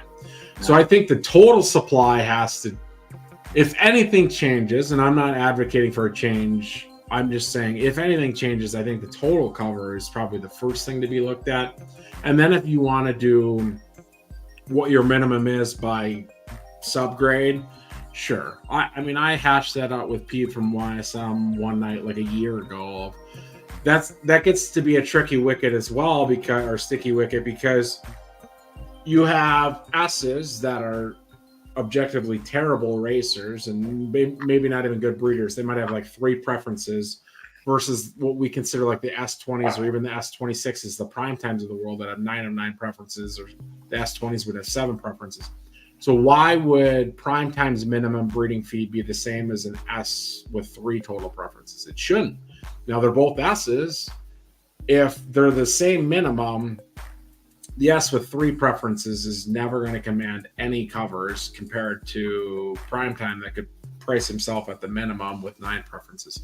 So it can't just be subgrade. You would have to, if you wanted to do it right, you would have to go more nuanced than that. Now, price controls generally in real life and otherwise don't always work. So the market's going to be the market. If you want to look at something and drill into it, I think the total cover of 35 is probably higher than anybody needs, including us. That leads into my follow-up question. Do you think the market will naturally correct as these diluted horses end up running into inbreeding issues down the line? Yes and no. I thought yes, because I thought you were probably going to have to bring in unique sires to different archetypes. So what we talked about, and you even talked about a little bit at RTS, is those horses prefer to be marathoners. So if you wanted to have start or speed at RTS, I thought going into live, you would probably want to use an RTF eventually, or you would maybe even use an RDF eventually to try to bring in starter speed. Now we're seeing enough variance that even if you took 2 marathon horses together, there's no shoe-in that horse is a marathon horse. So I think you're seeing enough variance in the individual stack grades that says maybe you don't need to breed outside of your own archetype. Mm-hmm. And then to your point is, then maybe we haven't solved for that. We haven't gotten it to the point of no one has to make a decision, because there are actually enough options available to you, because you really only have to avoid I'll call it like 3+. Like you have to get through 4 generations. But Right. you can use a scuba. We'll use LTS as the easiest example. You can use a scuba. You can use a ticket window. You can use a ticket or a jockey. Right. And then you can come back and use a different Gen 1 scuba or a different Gen 1 ticket window or a different Gen 1. Aren't you're not integrating because you push the Gen 0 out of the picture at that point. Right, yeah. I guess I'm ignorant to the top end, but I feel like you would be nerfing your preferences at that point. But then how valuable are preferences? And DoughBoy was trying to wrap an hour ago. So we can, I think it's something I would love to discuss with you or anybody else. Like, these are conversations that I don't think have been fully fleshed out or explored on streams. But we just talked about Endurance, which is a DoughBoy horse. We've seen other horses, Monster, which I think is out of Equine Harmony from Nameless. There are very low preference horses that are dominant horses. Okay. Quick Draw is a sprinter at RTF that does not have very great preferences at all. Mm-hmm. So to your point of, are you nerfing your preferences? My answer would be, yeah, to some extent. And the market certainly values preferences very highly. So you're maybe nerfing your marketability, but I don't think you're nerfing your win equity on the track. Yeah, that's a great point. Good discussion, Stens. Thank you. Yeah, Stens is always appreciate the shit like that. I'm donkey brain when it comes to that. I'm usually asking him some of those things, but I like when, like, that's the one thing, like, with streaming is tough, is to get, like, chat engagement. Like, even with your stream, Stens, like, not a lot of people ask questions, but the questions that do come through most of the time are pretty good. So I just wish people would ask more questions. I know people are out there don't know, they still don't know what the hell they're doing, but some people are just scared to ask for help or just ask, like, an opinion on things. That's one thing. Is like most of the people that stream, like, Stens welcomes questions. I'll answer questions that I know I can answer, and if I can't, then I'll direct them to Stens' Twitter inbox, which probably never gets checked. But yeah, if someone can't answer it, there's always someone else who probably can, which is just ask. Always ask. The piggyback on that is, it's more fun for us. Yeah, because it's to actually engage with someone. Like, even if I'm more or less mentally, like, I don't prepare for any fucking show. That should be fucking obvious. But that's not true. Like, if I have a general idea of what I want to talk about, it's still more fun for me to engage with the audience and say, you have a specific thought about that. Like the times I get audience questions, like, it's one question that some people might think it'd be simple, and I spend fucking 30 minutes on it, just like we spend like 40 minutes on wrapping up. But I just want to give the most thorough response I can to, like, a genuine question, because it's more fun that way. It's organic. It's not something I prepared. Don't lie on my stream, please, because you definitely prepare for your streams because they're on YouTube and you have spreadsheets, all right? And that's called preparation. I don't give a shit where you came from. That's called being prepared. So you do prepare for your streams. And I had made this. I had made the sheets before. I had made the sheets well in advance and outside of the purpose of the streams. That's still preparing. It's still preparing. Y'all are both right. One of us has to be more right than the other, though. That's the problem. But yeah, I always another fight for another day. Yeah, that's fine. Yeah, that's why I like these late night streams. I don't give a shit. I'll go till whenever. But yeah, the next time I'm on is Monday. Are you doing your late stream again Monday, or are you cucking me and starting the same time I do? Oh, we're fighting over turf. That's a turf war. That's fine. I'll just spoil your whole stable on my stream now. That's fine. I accept. Before anyone else. I'm gonna be streaming while it's live, and no one's reactions are more tilted than my reactions to my own horses' reveals. That's because you have, when you have 57,000 horses in your stable, you got to get upset about something. Can't hit an S+ on everything.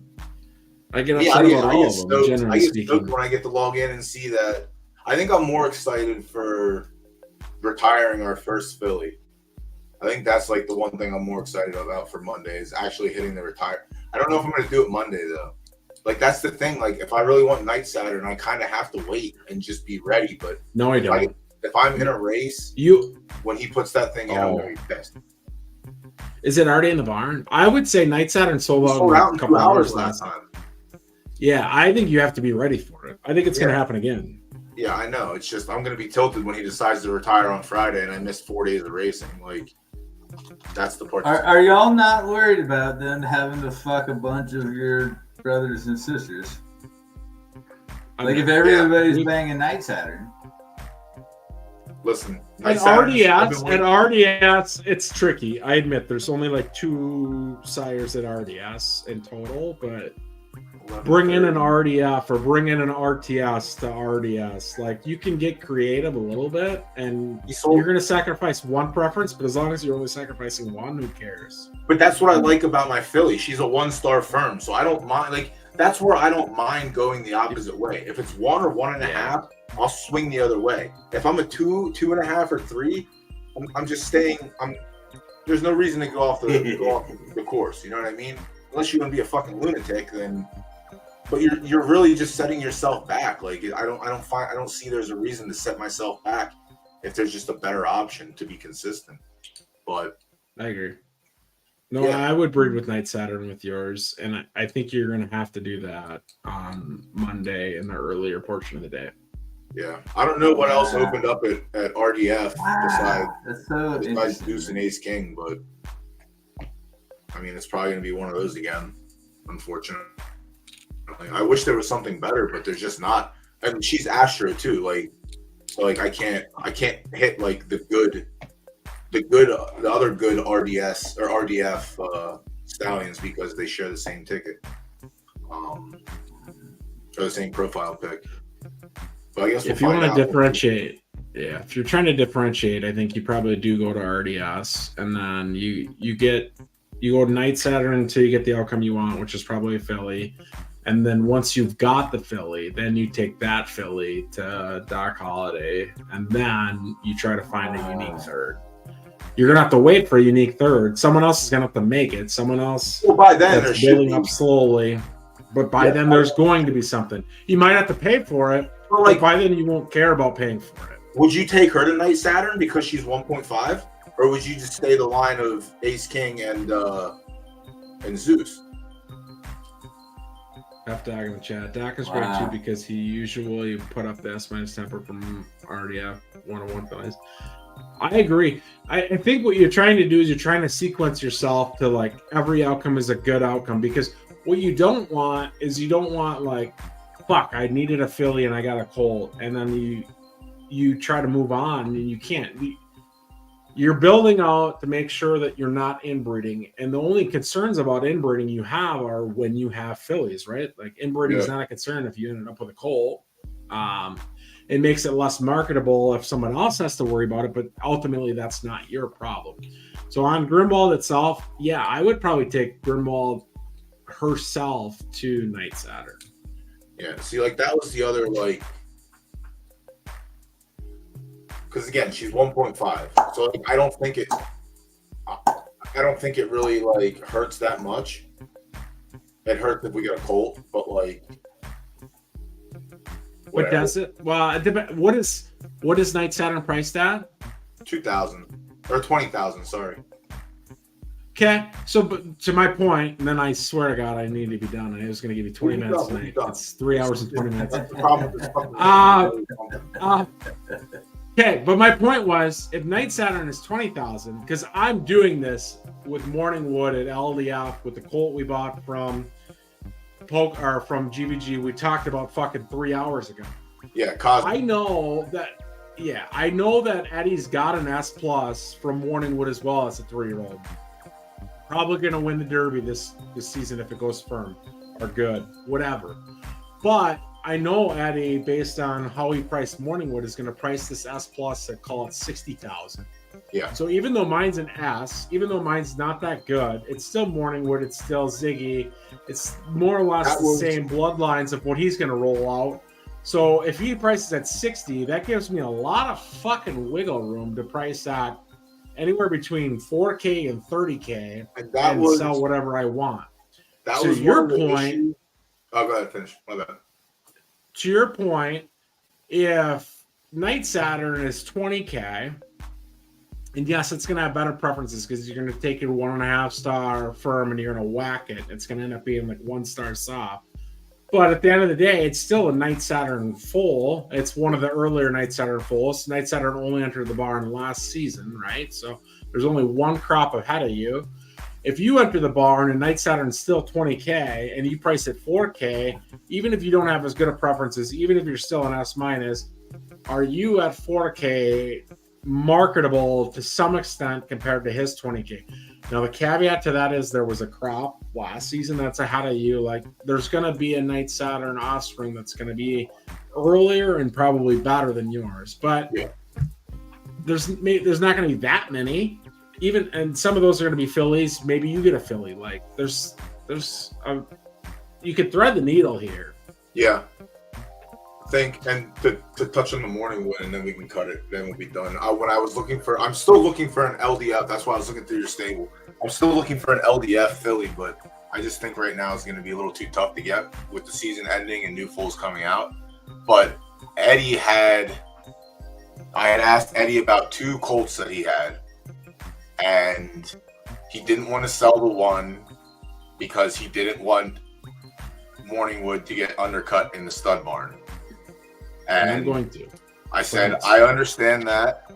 That pisses me off because I think it's a good horse, obviously, but I get that. And then when you got the Morningwood, when you ended up picking that horse up, I said, well, there goes Eddie's plan because he's going to have some competition in the stud barn now. So maybe I go back and see if I can get that colt off him now. You know, maybe you help me out by buying that horse. Makes sense. Maybe. I doubt it.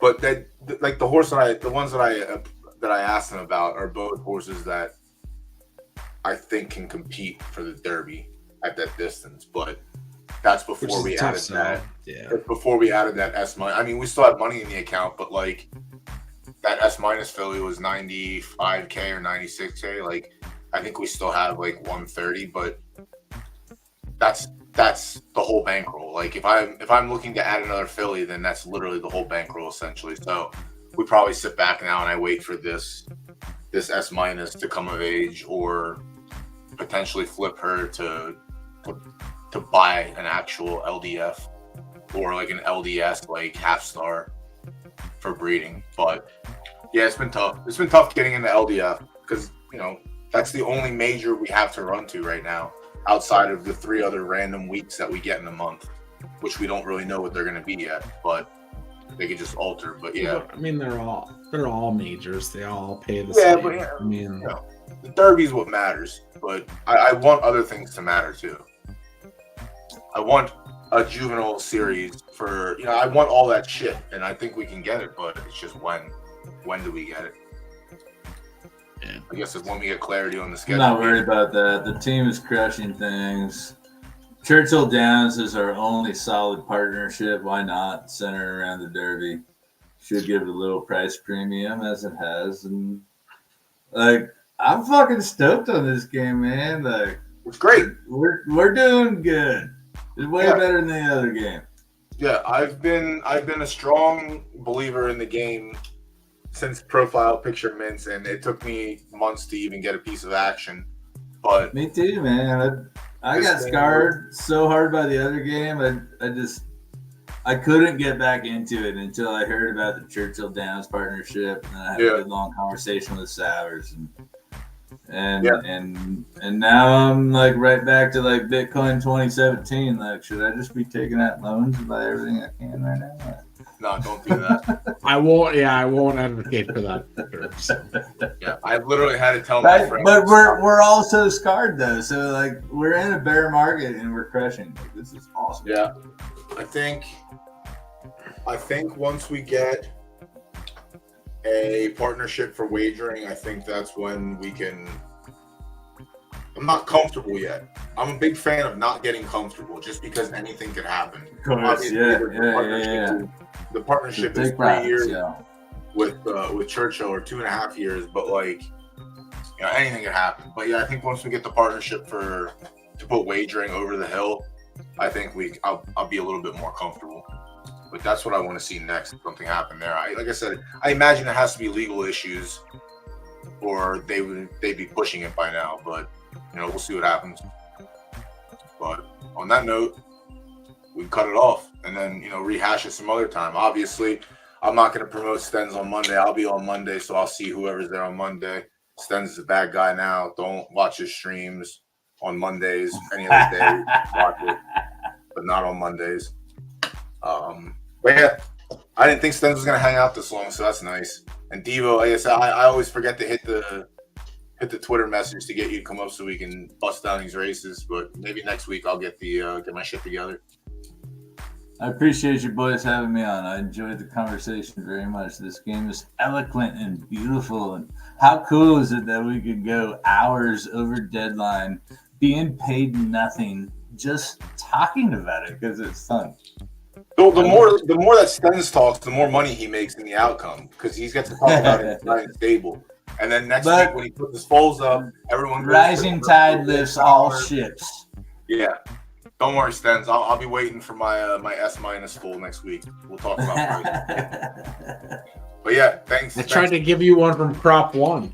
I do remember that. I haven't gone back. Yeah, but I was poor then. I didn't get a stimulus check until after, And then once I got the stimulus check, that was it. I do. All right, gents. I appreciate it all.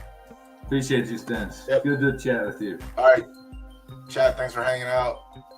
Stens, Devo, thanks for your time, and we'll see you next time. Later.